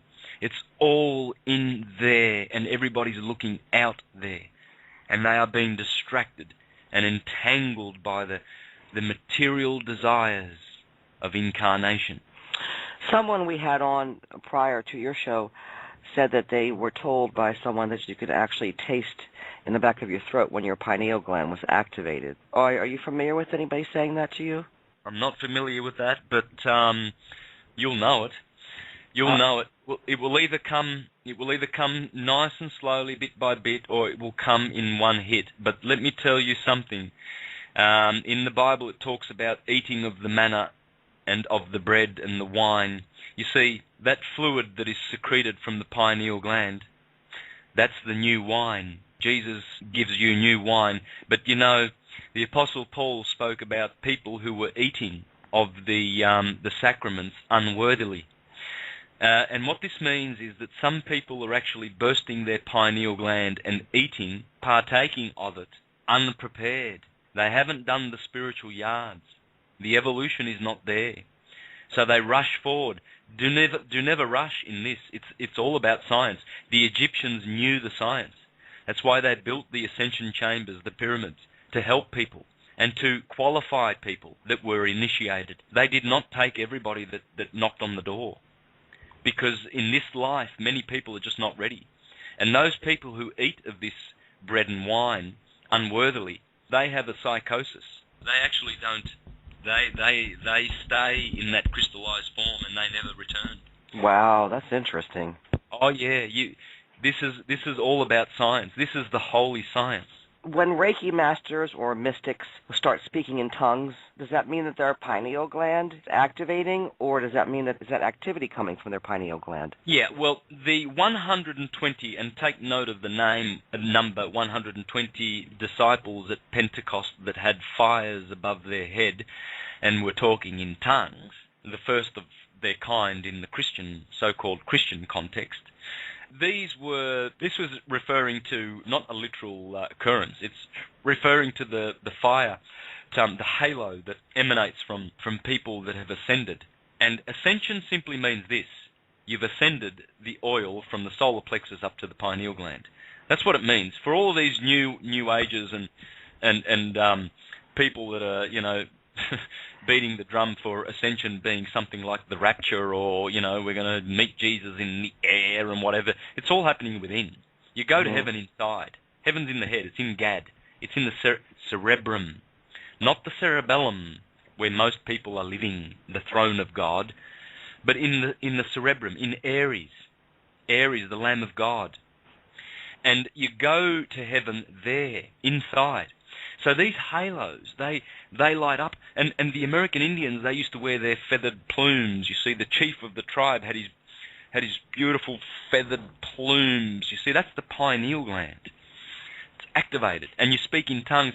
Don't be confused with what the Pentecostals are doing down at the local church, speaking in tongues. What they're doing is what you would commonly call demonism. What they're doing is they are allowing astral shells to inhabit their psychic field. You see, they remove their etheric body and another body takes their own body, and they are controlled mediumistically by another entity, usually an evil, low-life entity that cannot ascend, or in other words, that the atoms that are left over from the magnetic bodies which we are when we die, these continue on in the spirit realm, in the invisible realm, as astral shells. Now, they are perishing the moment the physical body dies. Just like, the moment you're born, you're dying. A child born on the first day of his that's when you commence dying. And the same thing happens with this magnetic astral shell that leaves the body when you die. It looks to prolong its life, and to do so, it attaches itself to nervously weak-minded individuals who are mediumistic. And Manly P. Hall says that these people are more dangerous than anything else. Yes, I think the channeled information must be very suspect to everyone, and you should discern, because it's not a joke allowing something to enter your body and speak through you. It's very dangerous. Yeah, automatic writing and all of this stuff. This is someone else doing it. Now Manly P. Hall says, if you don't know, then why are you asking someone else to inhabit your body that claims to know? Mediums are born, clairvoyants are made. There's one clairvoyant to 1,000 mediums out there. And these people are dangerous to themselves, dangerous to the astral shells, dangerous to the universe, and dangerous to humanity, because they lead people astray and they are charlatans. When you hear people speaking in different voices, like, I have a message. I'm sorry. What the freaking hell? What the... what? What is that shit? And they got followers? I mean, come on, let's grow up. They got people paying for a ticket. They got more than followers. Oh yeah. They're touring the planet. They're $200 a ticket to go and see some of these goons, and they're channeling Zerubbabel. Today we're channeling Zechariah. They make up this name or something. These entities are having a ball. They probably are too. It's probably one big entity party in somebody's body. Yeah. Manly P. Hall says the clairvoyant has earned his right to see by opening his pineal gland, and he is a knower. He doesn't need to channel because he knows. He's got the answers within. Yeah, you said it. Everybody wants a free ticket. Oh, yeah, they want someone else to teach them. Oh, Guru's coming to town. Let's pay $6,000 to go and have a meal with this idiot. So true, though. Yeah, well, they put themselves on pedestals, and usually stuff falls off of pedestals. And if you wait long enough and patient, you'll see the fall. These people will fall in their stupidity. And if you want followers, that's just basically coming from a place of ego as well, really. These guys, they're egotistical. Now, I'm not going to name any names because I don't want to enter into any entanglements with any of these fools, but are they ego trippers or what? Yes. And they've got no references, they've got no quotes, they make this stuff up and pluck it out of the air. I'm going to expose one of these charlatans very soon. His name's David Simonton. He's one of the biggest charlatans on the planet. He lives in New Queensland, and I had the unfortunate situation to be involved with him. He has a webinar service, and he talks about the dark agenda and everything like that. He thinks he's James Bond. He likes to tell people he is. He's got helicopters and all sorts of things. He's been in jail. He's a criminal. He's crashed my computer 3 times. What he did 6 months ago was he offered his webinar services so I could get my truth out there, because he claimed to be a supporter of it. At the time, I used the services once, and he offered to help me clean my computer, and stole all of my email addresses. And I'm talking about all the people who have contacted me over music, because I'm a musician, and I'm pretty well known around the track. Heard your music. You can play. So he's stolen these email addresses from me and gone and taken it upon himself to offer his webinar services, and using my name and picture he's gone and emailed people. I mean, I've got contacts from Melbourne City Council because I perform in the heart of the city of Melbourne, so I know all the councillors and I know everybody, and they now come to me saying, how can we get rid of these webinar things that you're sending us? And I have to tell everybody around the world, please, I do not do mail-outs. Santos Bonacci has never emailed anybody about anything, to do with music. I think I've sent 3 newsletters in my 12-year career of professional music, and that's when I've released new albums. Now, I approached him and I said, please, David, don't do that again. He did it again. I did it 4 times. He's crashed my computer 3 times. The last time was last week. I left it on overnight, and he got in because he does his work at midnight to 6 in the morning when everybody else is sleeping. I have 5 witnesses that will come on radio, and I'll do a 2-hour radio show exposing this charlatan. Again, another media mystic. Just look at them. You can just see from a mile away that they're charlatans. Run away, people. Now, and remember the name David Simonton, because I'm going to see if jail is the best place for him to return to. I was just going to say, is there any way you can bring him up on charges for all that? Oh, I will. Yeah, he'll be charged. The guy who's cleaning up the computer, he knows what he's doing. And I've already got evidence that the day after he crashed my computer, I was on this very laptop that I'm talking to you with, and TeamViewer pops up, and there are his details on the bottom. I panicked. My heart just went boom, boom. I rushed for the modem off button and turned it off just in time because he knows what to do. Before the mouse starts cursoring around, stealing all the mate, I grabbed hold of the mouse and I pulled it and I just pulled it away from him. The next day he did the very same thing, and I've got the details. Here is his ID, people, for anyone listening. On the bottom of TeamViewer, it said DSSI/GESG. That's his corporation. That's his business, GESG. And the number in parentheses is 709509559. So, look, I have so many supporters. The other night I had dinner with the band members of SEAL. SEAL is in Australia for the Logie Awards, and his band members are big fans of my astrotheology. I don't mention the people who I have that are following my work. And Paul Summerlin is one of the, and Marcus, I forget his surname, but Mark and Marcus and Paul's brother Mark, Marcus, and Gus, all 4 members of SEAL's band. I spent like 5 hours with them just talking about astrotheology. I have this kind of people all around me in the world, thousands, and I've only got this one enemy, David Simonton, that has caused so much havoc in my life that I can't begin to tell you guys how much this one man, and he keeps talking about the dark agenda.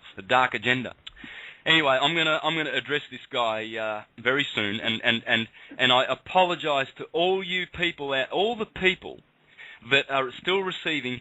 You see, on the bottom of his newsletters, he has the click button to unsubscribe, but the trick is you can't unsubscribe. So I've got relatives, I've got people from my music past, directors of corporations and all sorts of people approaching me saying, hey, is this guy, and can I use the word arsehole? You can say whatever you want, Santos. Yeah, most of the people out there are so irate with this man that they say, is he an arsehole or what?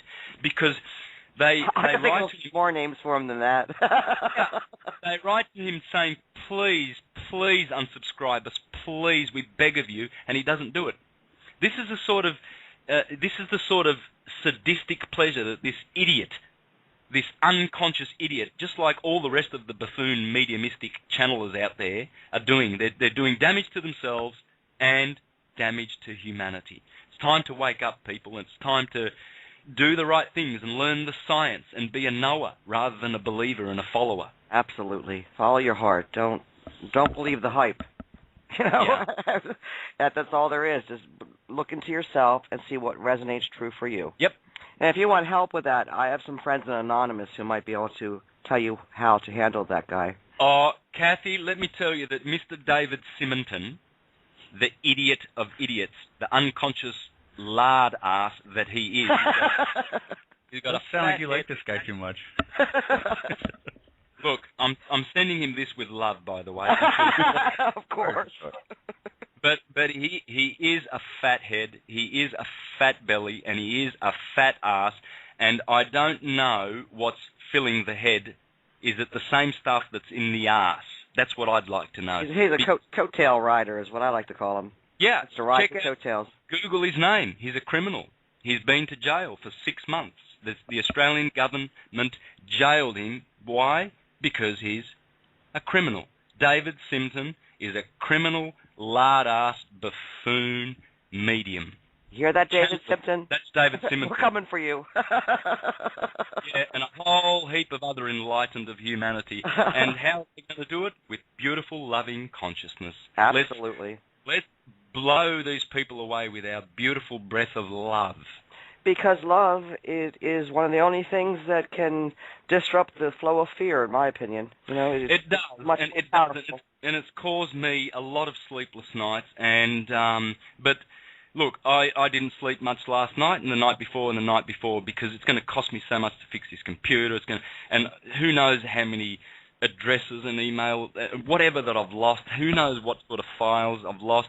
And so, but I'm on this radio talking to you. I'm really, really tired, but I'm enjoying it. But David Simonton is there working for the dark agenda to stop people from hearing these beautiful truths. Because why would, I mean, I've only got one, my life's bliss.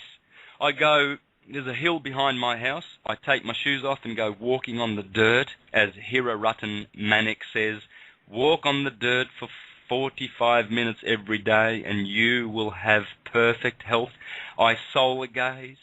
I drink my beautiful homegrown cannabis tea. I have a beautiful wife who loves me beyond. She's a Sagittarian angel, Japanese, and it seems that, to me, it appears that she just lives to serve me and make my life blissful. And she's so heavenly and patient. It's unconditional. It's an unconditional love, and that's a beautiful thing. I have a beautiful spoodle cavoodle dog called Mocha who comes walking with me every day and thinks that she's going to marry me when she grows up. She loves me that much. And she's right now, with my toe, I can rub her head because she's waiting for me. She's waiting for me to get off the radio and go out and throw the ball. My life is blissful apart from one person who is just trying to hack my life. One person. So I would like to say that if anyone has recorded this, to make a copy of it and send it to David Simonton, because he is doing damage to many other people. In the next few weeks, I will have interviews with 2 other people, one in England and one in Portugal, beautiful souls, who he calls reptilians that work for the dark agenda, who he has destroyed also their computers in the same way, and we, the 3 of us, out of the mouth of 3 witnesses, shall the conviction come for David Simonton to go back to jail, because he's going to be charged, he's going to be absolutely processed, and all of his team that works with him, because he's working with a bunch of creepy, creepy people. And long live the king consciousness, as Plotinus, the great Neoplatonist, said. Long live consciousness, and down with unconsciousness and ignorance and superstition and fear. Now is the time to embrace the light. As you say, philosophy is science, pure and simple. Atoms are God, and that's what we are. Well, that's all it is. And that's all it is. Hey, why don't you mention your book, Santos? We'd like to... I don't have a book because, and if I wrote a book, Kathy, let me tell you. Sorry, and Rand, I keep not... Rand's so quiet that I'm just not very... I'm sorry, I should... Rand wanted to get into all the court legal system stuff, so we have to have you back on again to talk about how the court system works. That's what, that's what Rand wanted to talk about today. Well, I'll stay back another hour if you like. Yeah, really? Oh, for sure. That would be awesome. I'm at everyone's service. Thank you so much for agreeing to stick around. That's really gracious of you. Yeah, thank you. We appreciate that. No problem. I'll do 10 hours a day if you want. The stuff that I have to share is urgent. It's urgent right now. It's absolutely urgent. I've been very, very blessed to have the right books and the right information fall into my laps. 500 years ago, a certain gentleman called Giovanni Pico della Mirandola, when he met speaking to his master, Marsilio Ficino. These were Renaissance Hermetists. And he said, divine providence has caused certain books to fall into my hands. And I feel the same way. If I did not receive the information that I did because I was searching, I've always been searching, and if I didn't persist, I wouldn't have this information. And I know that it is absolutely urgent. So if you want to have me on any time, I'm at your service. Thank you. I'm a big believer that nothing in life is a mistake, and you are sent here to deliver this information, Santos. I totally believe that. And then you do it with such great enthusiasm and love and just passion. It's a pleasure to see, and it's a pleasure to see someone who's so giving with their time as you are. So thank you for that. Yep, thank you. You're very welcome. Where do we begin? Do we begin in 1302, or do we just get right to the meat and potatoes? That's what I'm wondering. Ooh. They go right to the heart of it, like the Vatican owns all our souls. Yes. Or they think they own our souls. Yeah. Well, let's go to 1302 then, shall we? Okay. So we had a pope kicking around at the time called, and take note of the names of these popes, the idiots.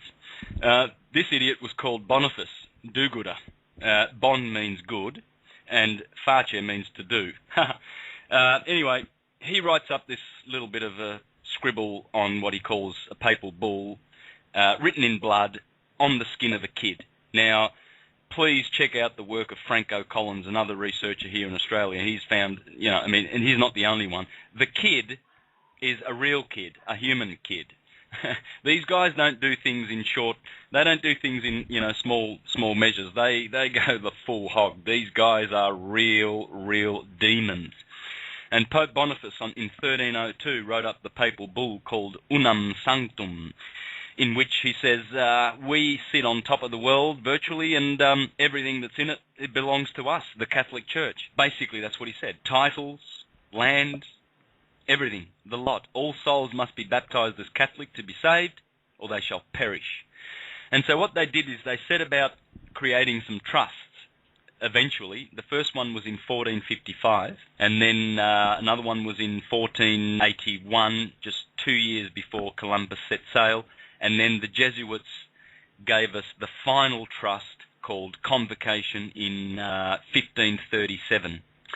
But these thugs, run by the Venetians, otherwise known as the Phoenicians, and David Icke's work's pretty good when it comes up to this. Let me tell you, he's uncovered the Phoenician commerce, merchant aspect to all of this domination. You see, the system in place is Phoenician, which gives us the word phony, the phony Phoenicians.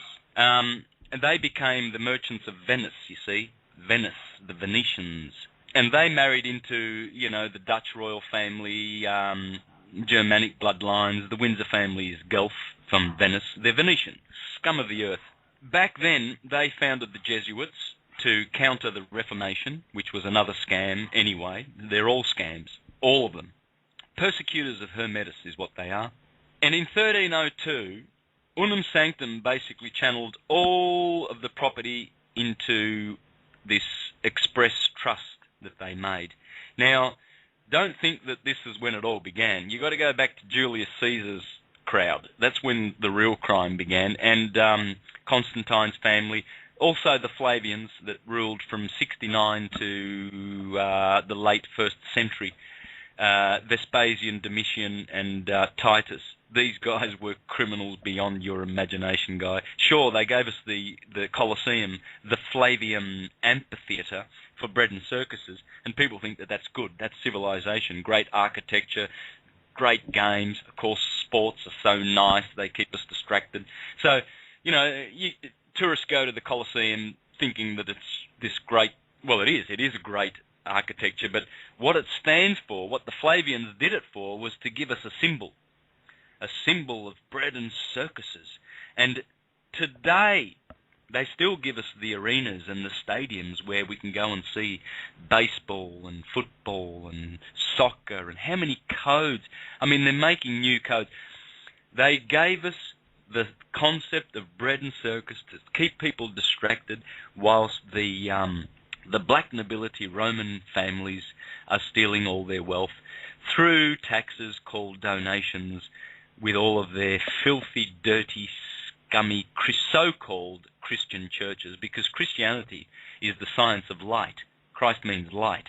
And it was founded in Egypt eons and eons ago, according to Augustine and Eusebius and Ptolemy and Josephus. When you read, you find these things. Of course, when you talk, over a dinner table with consensus buffoons, they'll laugh at you and they'll say, "You're funny, Santos.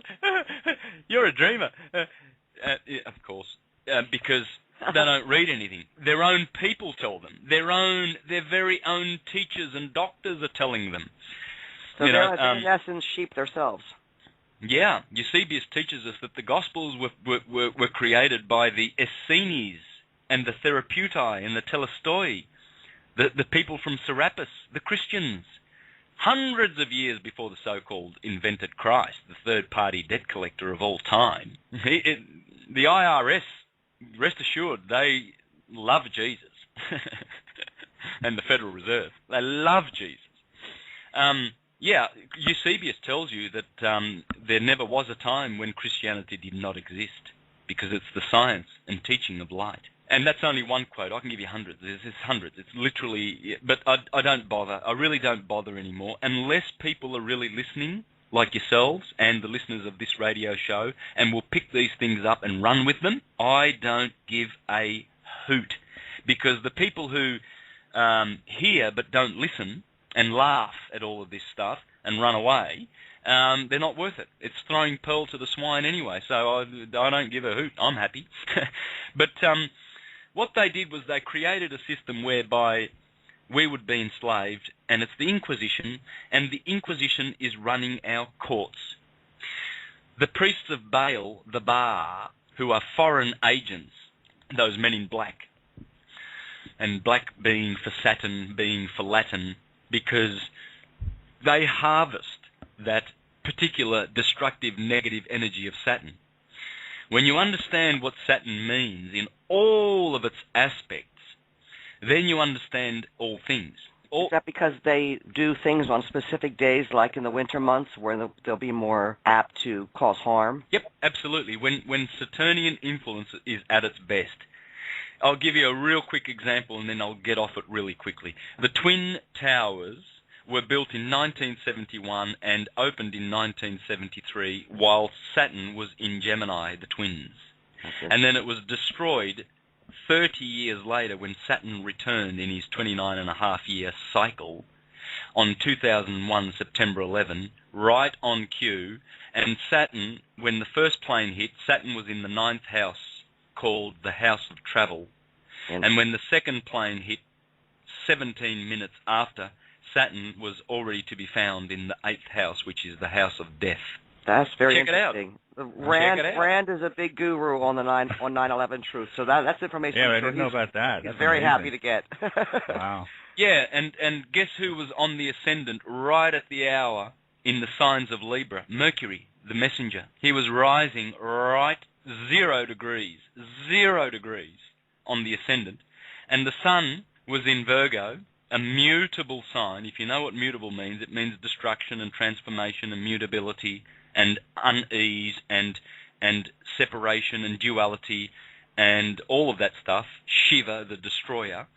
So the sun was in Virgo, squaring with Saturn in Gemini, another mutable sign, and Pluto was still in Capricorn back then. In Sagittarius back then. So there's nearly a grand cross in the sky, in a mutable grand cross in the sky, minus one component. But there's a pretty good square there. The sun squaring with Saturn and Pluto. Saturn is chief killer, destroyer, death symbol, and Pluto is destroyer and transformer. These people absolutely follow Saturn. That's why the Jews wear their yarmulke. That's the rings of Saturn. That's why they wear black, because the color black is Saturn. Earrings, because you say we hear with our ears, but we can also see with our ears, correct? Yes, Saturn rules the ear. That's why you put the ear rings on the ear. The sun rules the eyes, of course. No one else rules the eyes, because how can you see without the sun? Right. Plato says the eyes need a third thing, whereas the ears hear directly. The third thing is the teacher, the sun. the cause, the light. You see, the sun is the light of the world. Without the sun, we don't see. Anyway, getting back, they use Saturn, they use it all, they use all these dates, and I've given an abundance of dates in my videos. You just have to go through them. There's 12 of them, and there's 2 more coming in the next few weeks, by the way. 2 very, very good presentations about some very important information. The galactic alignment and the science of light are the 2 subjects of my next presentations, which will be up soon. And please catch them, because you will learn so many things about this. And I'm going to do a presentation on the physiology, which I discussed in the first hour, very, very soon, because it's urgent. Now, the system that they've created, this Inquisition in the courts, you see, when you go to court, they summons you for a hearing. The hearing is, "Forgive me, Father, for I have sinned." It's a hearing. It's the Inquisition. The judge or the magistrate is an ordinary. An ordinary is an officer of the church to pass the church's sentences and laws on all the idiots who go to church. The bench, the bank. The judge sits on the bench, which is the bank. Same thing as the church. And the prosecutor, the one that stands in your skin, accusing you, the prosecutor is the accuser. Mm-hmm. So the judge says, "Will the accused please stand and come forward?" This is the same justice system that accused Giordano Bruno in the year 1600 and killed him and murdered him. He was accused by who? Prosecutors. And then you bring an attorney or a liar or a lawyer with you. What's an attorney? Well, he turns you over. Yeah. They are all traitors. They are treacherous, evil venom, or at least their system is. But let me rest you assured that there is a good percentage of these Saturnian devils called magistrates, wolves in sheep's coverings, that are absolutely putrid and evil. And they are judging our little boys that go to court for speeding fines and possession of cannabis, and these monsters are throwing them into prison. These absolute criminals that know that those poor boys did nothing wrong. Nothing. It's not a little thing when you ruin someone's life and, hurt the way they can get a job or go to school even for the rest of their life. It's just not, it's not cool. Oh, yeah, I'm going to shut them down. That sounds arrogant, but what else have I got to live for, Kathy? What else am I... some people say, "Oh, Santos, this spiritual stuff you're doing, it's distracting you from your musical career." 2 hoots with my music, man. 2 hoots about anything. I'm going to sit back patiently. Not sit back. I'm not resting on my laurels. I'm going to see the day when these people like the Pope and the Queen and all these idiots are processed properly. And they will. And our eyes will see it. Mene, mene, tekel parsin was what Belshazzar saw in the last days of Babylon. He saw the handwriting on the wall, and it said, "Mene, mene, tekel parsin. Your kingdom has been weighed in the scales, found wanting, and you will be judged." Why do you think these chief CEOs of banks are resigning in their droves and committing suicide? Because guess what? Mene, mene, tekel parsin. Hallelujah. The time has come. The time has come when all these charlatans, like David Simonton, and all these idiots are put back in jail where they belong. Like the Pope. The Pope deserves to be in jail. He's the king of pedophiles, and he runs a big pedophile clan. It's a death cult, the Catholic Church, which goes around killing people. They own Baxter and Bayern and Johnson & Johnson, all these big pharma. Because why? Well, because they want to treat people rather than cure them of their diseases. Mm-hmm. They've got cancer treatments. They've got all sorts of treatments. They're not interested in herbal cures. Paracelsus gave us homeopathy and herbal cures. And there are people out there like Dr. Sebi curing people of all kinds of diseases with herbs. And the Catholic death cult owns all of Big Pharma. Rest assured, please don't be so ignorant, listeners, to think that they don't own everything that's out there. The corporation is the Church of St. Peter, and the Jehovah's Witnesses are just under them. The Mormons are under that umbrella. the Seventh-day Adventists, all these idiots, they're all under the historical Christ corporation, which is the Inquisition. It's the Antichrist. The true Christ is within. I think they're also involved in Black Ops projects too, the kind of gene pool where they take children and make them super soldiers and ruin their lives. You know, it probably has a lot to do with that as well. Those people being fed through, you know, these boys town and kids disappearing and things like that. It's just so hurtful. It just breaks my heart. I can't deal with it. It's got to change. I can deal with it, and it pisses me off really bad. And it's a big reason why I'm here today, because I just cannot stand injustice of any kind. It really annoys me, especially when you hurt a child. Yeah, I think you touched on the Franklin cover-up with Larry something King or something. Larry King. Anyway, yeah. Remember the Franklin cover-up? Is that the Boys Town? Yeah. Yeah, I have seen that. It's very check it sad. out. Please. Yeah, it's very sad. Anybody who thinks Boys Town is a nice place with rainbows, it's not. No, I can tell you who that is. That is none other than the Catholic Church. The Vatican is absolutely our connection to the animal chakra of the earth. The earth is a being. She has 7 chakras, as we do. Everything does. Everything is permeated with 7. There is a septenary, serpentary octave of physical manifestation all throughout this universe. So the earth must be a 7-fold orb. One of her chakras is the dark satellite. Her number 1 child, as Helena Blavatsky taught us, is the darkest sorcerers that ever were on this universe that sit on that little hill at the Vatican. And once it is destroyed and obliterated, we will have peace on this earth. The Rothschilds pay homage to it. Queen Elizabeth does, George Bush, the Bohemian Grovers, Skull and Boners, all of these imbeciles, they all bow down and worship the image of the beast.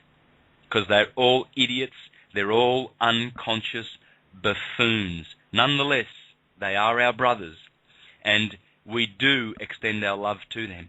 But I guarantee you, be patient, keep your eyes open, because in the next few years, you will see many of these perishing before your eyes. There will be a great destruction of humanity because they don't want to wake up.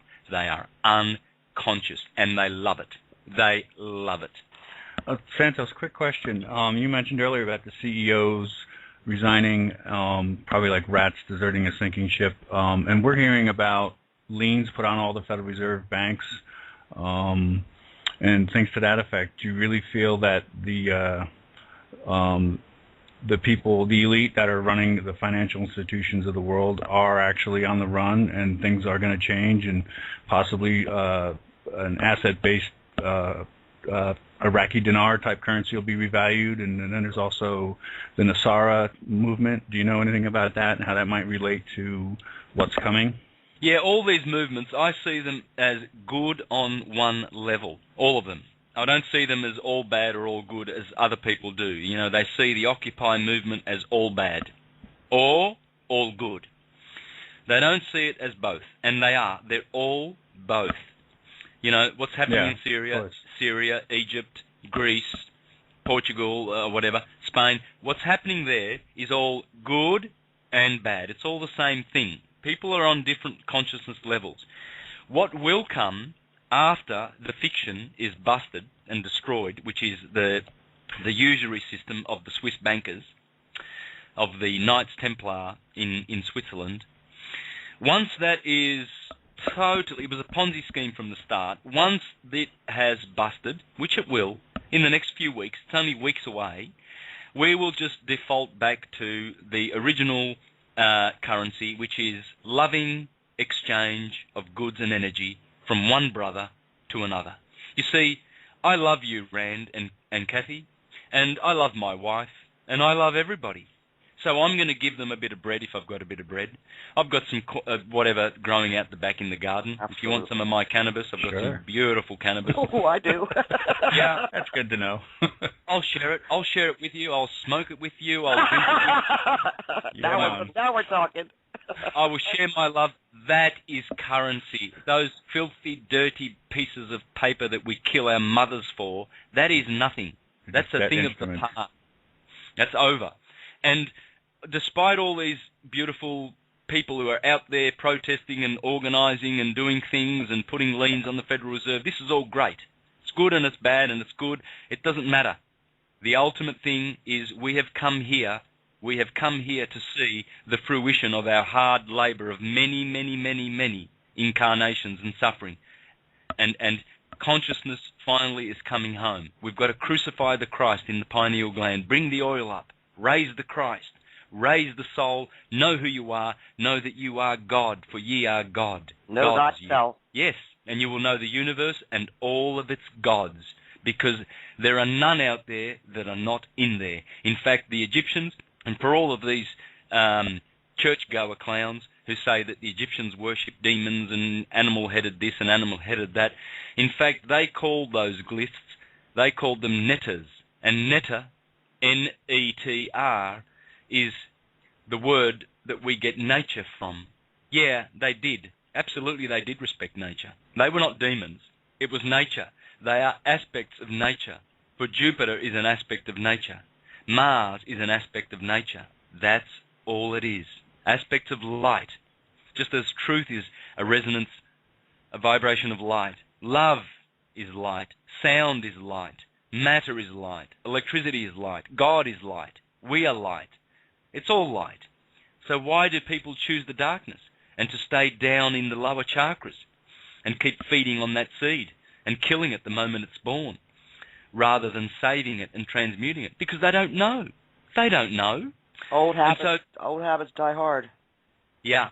And so if we know these things, we know who we are. When you go to court, you know who you're talking to. You know who all the actors are. You know, the judge turns around and says, and you're acting as who today? And do you understand? Yeah, exactly. And one actor says, I'm acting as a defense attorney today, Your Honour. And the other one says, I'm acting as prosecutor today, Your Honour. So they're all acting. So if you go in and you know who you are, you know that you are nameless. When the judge says, and who are you? Well, you can say, well, I am. And are they going to throw you in jail for that? They can never contract with the I am. That's why they want you to have a name. You see, look at the word name. In Latin, nomen. N-O-M-E-N. Do I need to say any more? They need to contract with that straw man, so that's why they need you to give your name, right? Yeah, you're no man. Yeah. They want you to negate that you are a man. Because that's what you are. Whether you're a woman or a man, you are a man. But if you have a no man or a name, look at it in Spanish. Do you know much Spanish? A man in Spanish is hombre. A name is nombre. So you just put N in front of the word for man. So in other words, N is a negation. All the negation words begin with N. No, non, never, nowhere, nobody, nothing, nope.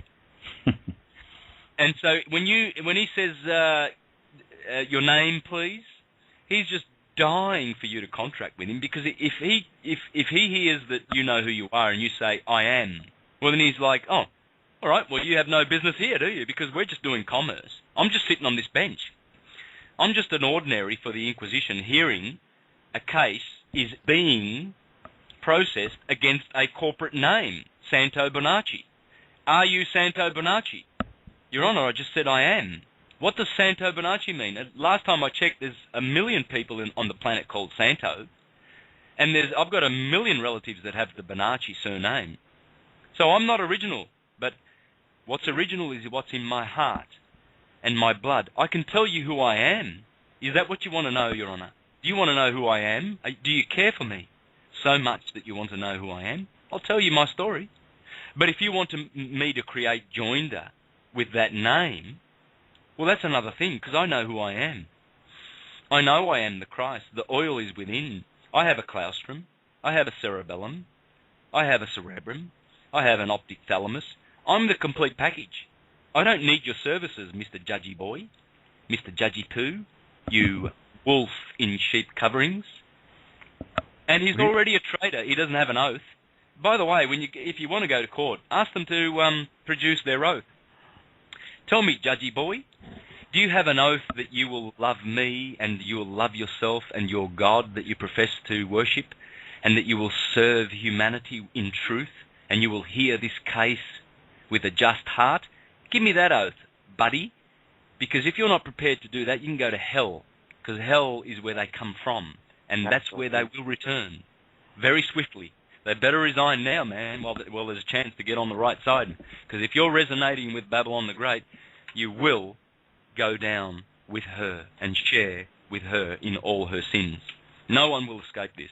No one's going to escape the vibration that's coming. It's not about judgment. It's not about, oh, Jesus is coming in the clouds. He's going to save us believers in the Southern Baptist Northern Lakes 1928, what do they call them, franchises now. What are they? They're sects, denominations, like the Jehovah's Witnesses, you know, they're corporate registered entities.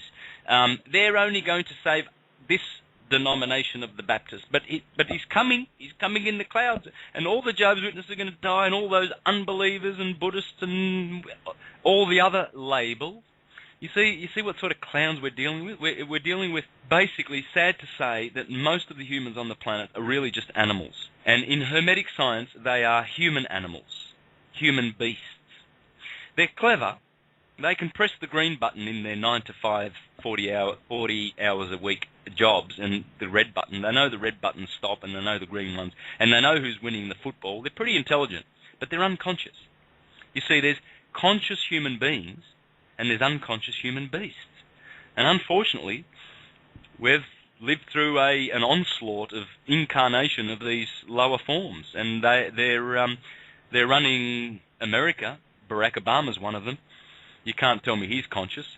He's got a little resort called Guantanamo Bay down there somewhere, where they're actually persecuting and destroying and torturing human beings with sound and gases and harp and all sorts of things. So that would indicate that he's an unconscious animal in my books. No doubt. The only thing these people are missing are their three-tiered crowns, you know?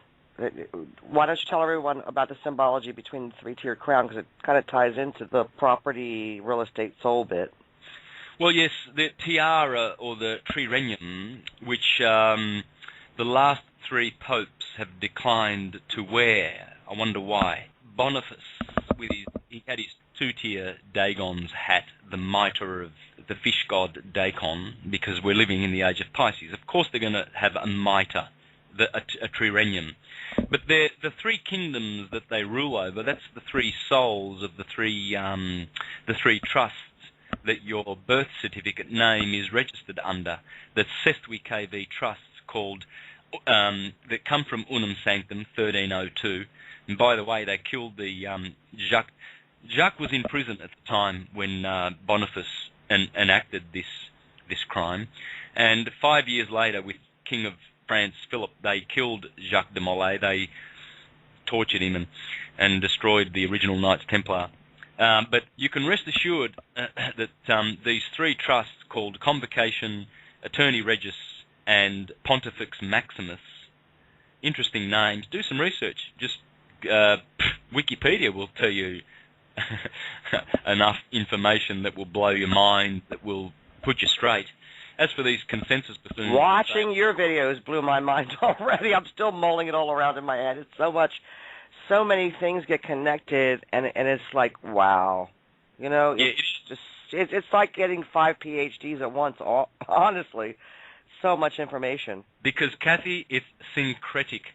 What's the use of isolating a conspiracy subject and well, there's a lot of use in it, but...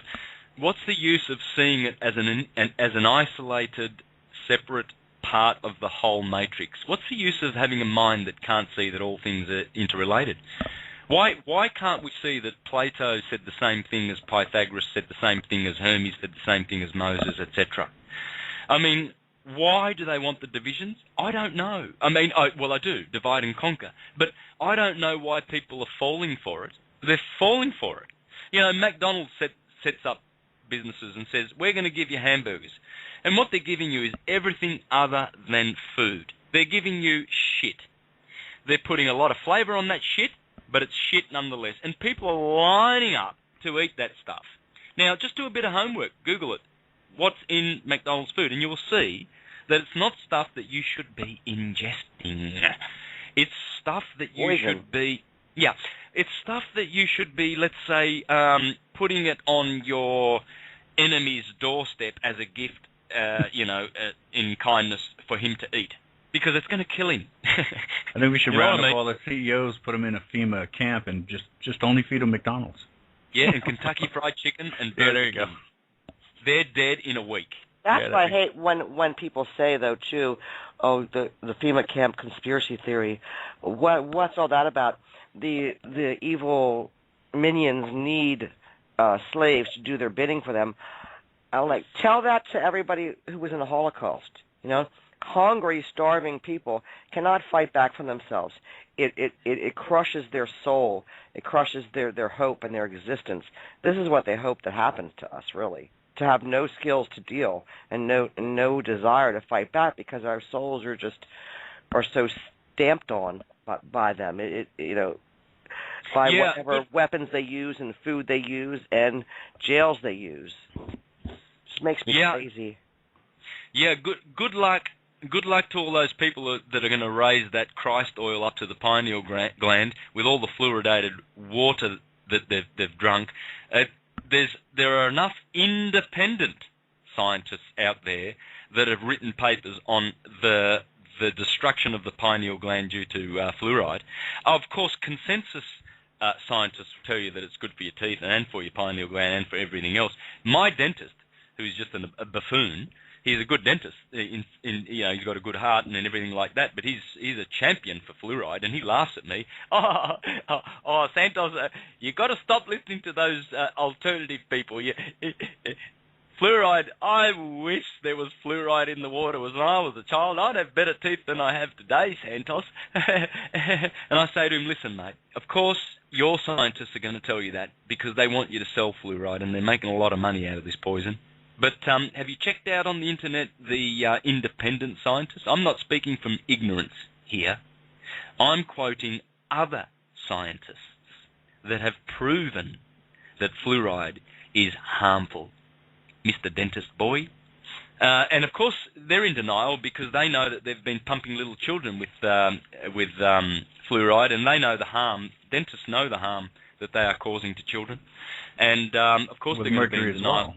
Yeah. Oh, yeah, but it's going to catch up to them. I'll tell you what, they're going to be sorry little boys. And my dentist, he's got a Mercedes-Benz, and he thinks it's always parked at the front there. They've all got their Mercedes-Benzes and their BMW and all their wanker cars, and they think they're, they think they're shit hot with their dentist. They're dentists. They're killing people. I wrote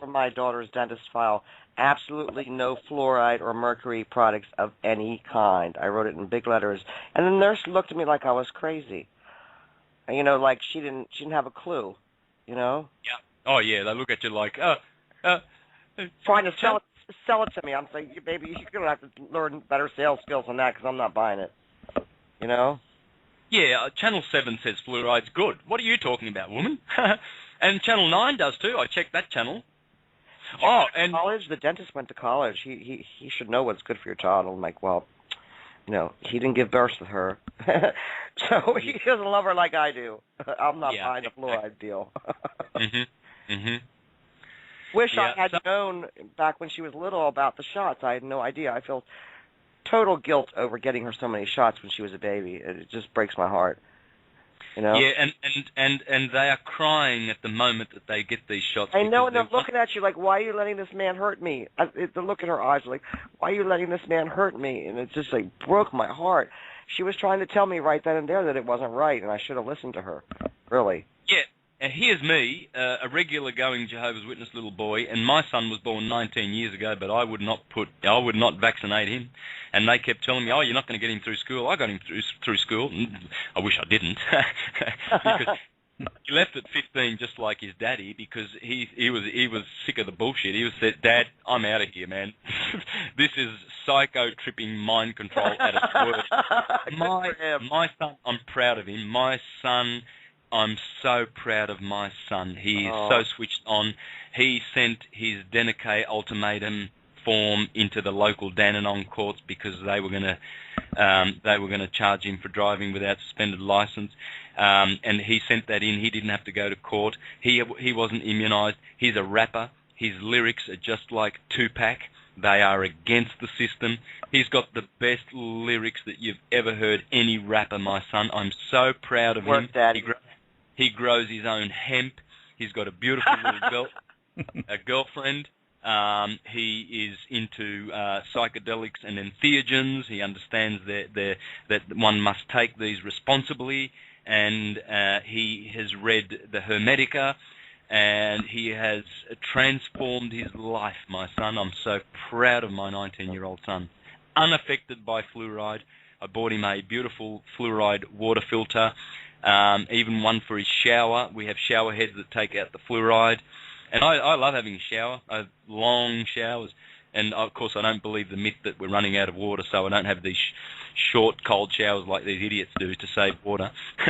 There's plenty of H2O out there. And I can enjoy breathing the water because there's no fluoride. In the other shower in the house, that I turn it on for a minute, the bathtub, and it stinks. It's putrid. It stinks like a chemical cocktail. But in my shower, in my ensuite, hallelujah. Wow. Nice. It's raining water. I would love to get one of those fluoride filters for the shower. That sounds awesome. I've had one. You can get one for $40 on the internet. I'll Really? link you the website. It's in America. You'll get it there, $5 postage. Very cool. Oh, I totally would like you to do that too. That'd be awesome. Yeah, but I'd be following the work of Andrew Norton Webber and drinking distilled water. I've got a few archives. Distilled water and drinking your own urine. This is the best liquid that you can pump through your system. Check it out. Someone had asked in the chat room earlier if you were a breatharian or a vegan, because I know that you've talked about how some types of true enlightened beings, don't eat their brother, which is like, the cow or... Yeah, I am, let's say, I'm pretty vegan. I would say I'm 99% vegan. I might have some ricotta. I think that's... But look, I don't see cheeses and eggs. These, unless those animals are cooped up and tortured and in little coops, but I don't see raw milk and cheese as something that comes. It hasn't got blood in it. It hasn't been. Right. It's not something that had to give its life. I mean, right. Why would you eat a hamburger? That cow was happy living. Yeah. All animals love their lives. They want to live them as long as they can. I mean, hello. We don't have to take it off them. There's a reason why Jewish people eat kosher too, because of the way they kill the animal.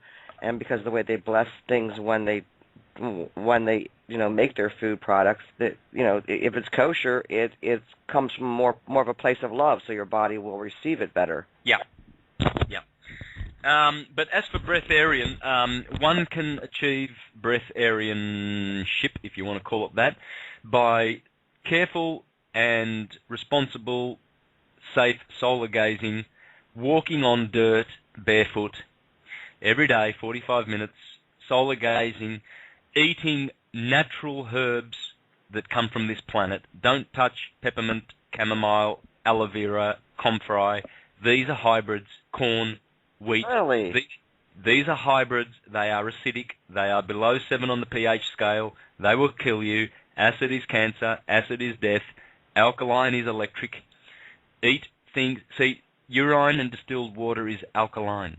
Yes, they try to discourage people from drinking distilled water because they say it's acidic. Oh yeah, it's 6.7 on the scale, which means it is acidic.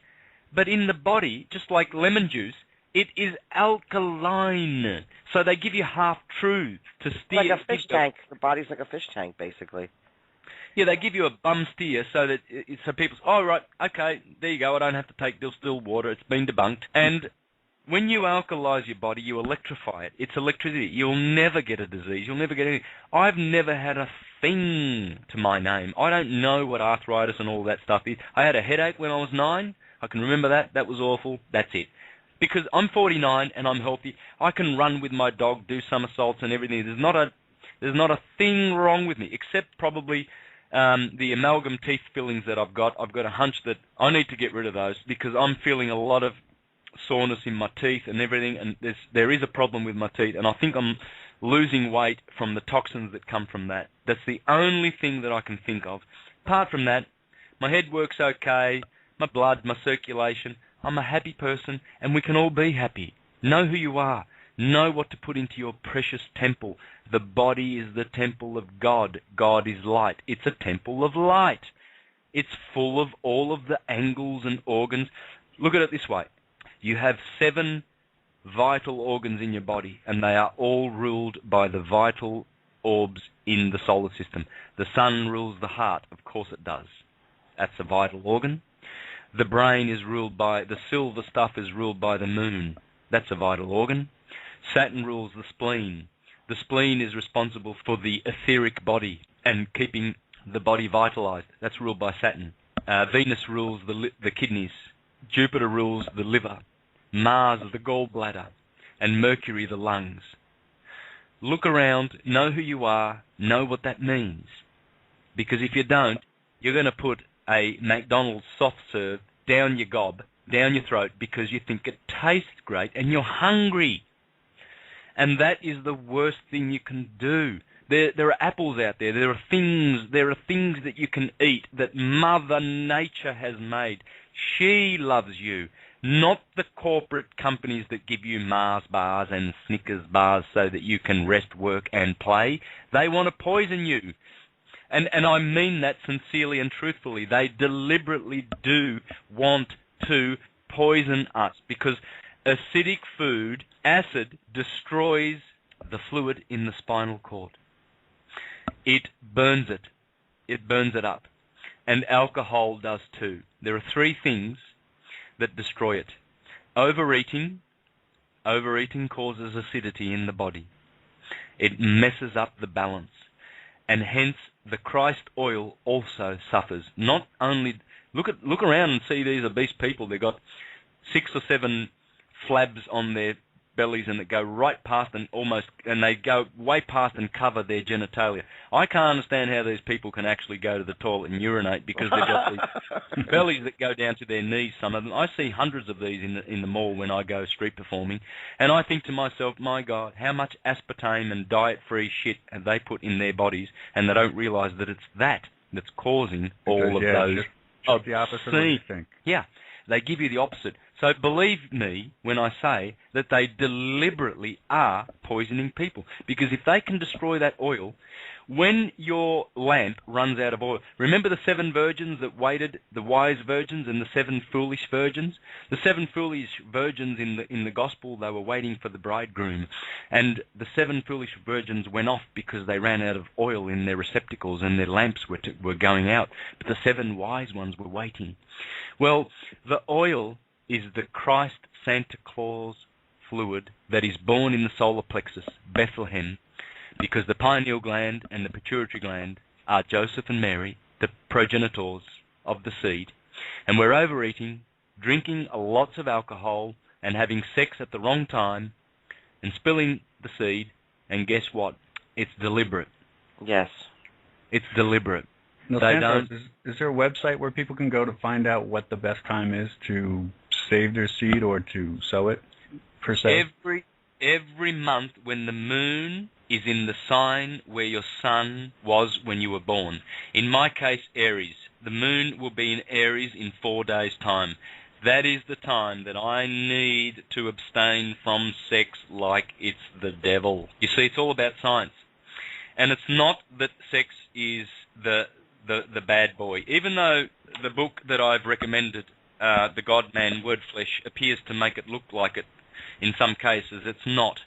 I would complement the reading of this book with The Light of Egypt by Thomas H. Burgoyne, and in there he has a chapter on sex.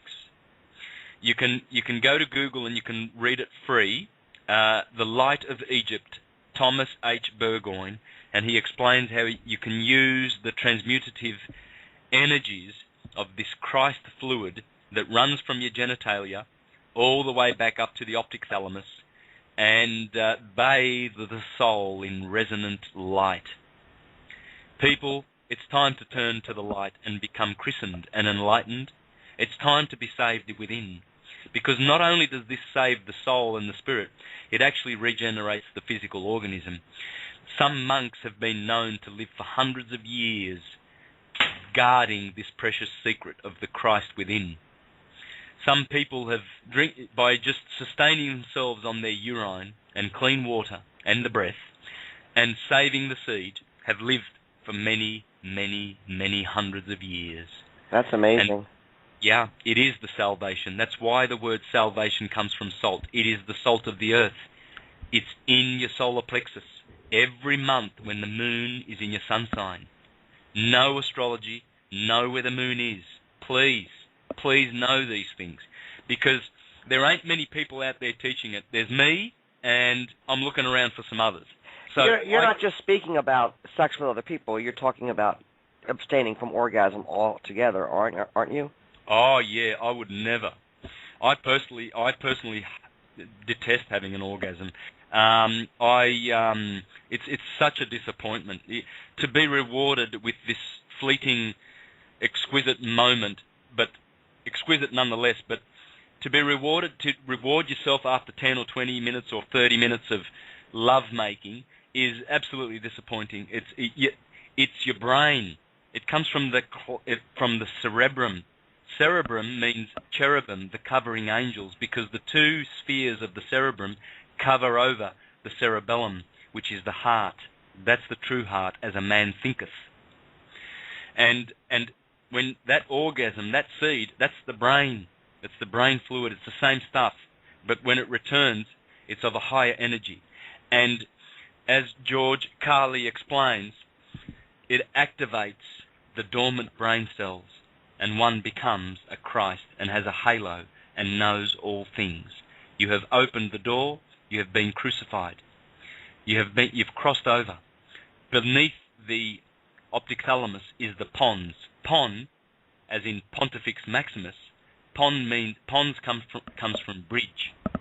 You got to cross the bridge, guys. If you don't cross the bridge, find the bridge. Where's that confounded bridge? I was going to say, any religion that's against Led Zeppelin is not for me. Exactly. Where's that confounded bridge? Exactly. It's in the head. It's the stairway to heaven, guys. Led Zeppelin were all about alchemy. Alchemy is the body. The body is a marvel in alchemy. Buy that gold, people. Buy that gold. I guess you don't want the levee to break. That's right. It's very, very true. We have about 3 minutes left. Is there anything you want to say and wrap up, Santos or Rand? Do you want to ask or anything? Or no, the question I have would be a whole other hour. So. Well, we need to get Santos to come back on again. Please. Yes, definitely. We'd love having you here. You're a pleasure to have live, and a vast cornucopia of information and knowledge. The way your brain thinks is just amazing, and I think people should watch your videos because you can really get a lot of information and break it down a lot easier if you watch and take notes, because that's what I had to do. If I didn't take notes, yeah. I would have been lost in 10 minutes. Yeah, I have several pages. I bet He's really good at connecting the dots. Yes, excellent. Thank you. Excellent. Thank you, Santos. Yep. Excellent. And guys, thanks for being conscious, not intellectual or sophisticated or opinionated. Thanks for being conscious. You guys are really, really conscious. And that's consciousness is king, said Plotinus many, many years ago. We try not to put our beliefs on other people. We just like to share the information and let them come to their own conclusion. Yeah, this is stuff just to know. It's not stuff to believe in. Don't believe me. Just hear the words and know it. Just observe them. Just go around observing and knowing. There's too many people in the truther, quote-unquote, arena bashing each other and not playing on the same team, and that should stop too, in my opinion. Everybody's got a piece of the truth. Everybody's got a piece of the puzzle. We are the 99%. Another world is possible, and we are unstoppable. We just have to believe and do the work. Just absorb it and discern for yourself.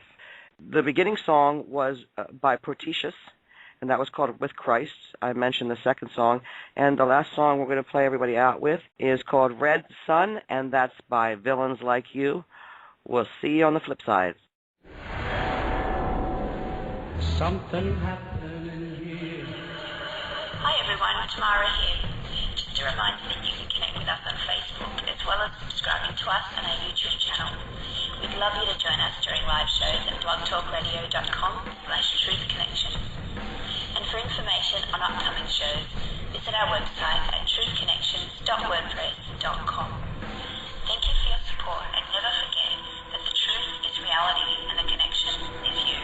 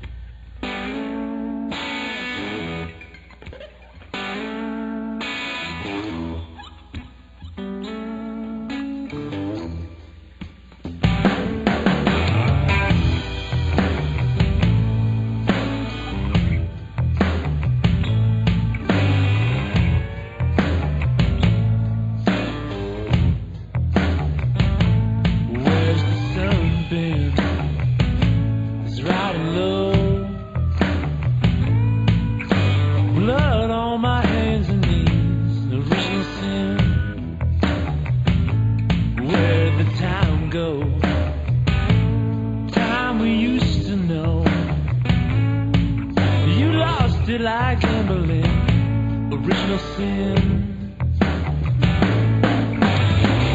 Try to get away, no.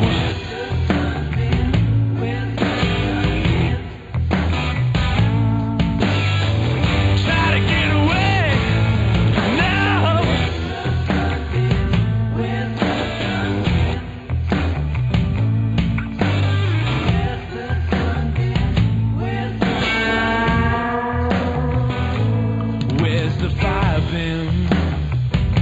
It's getting cold.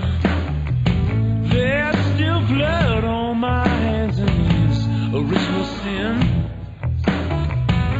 Where's your love been? It's been sold.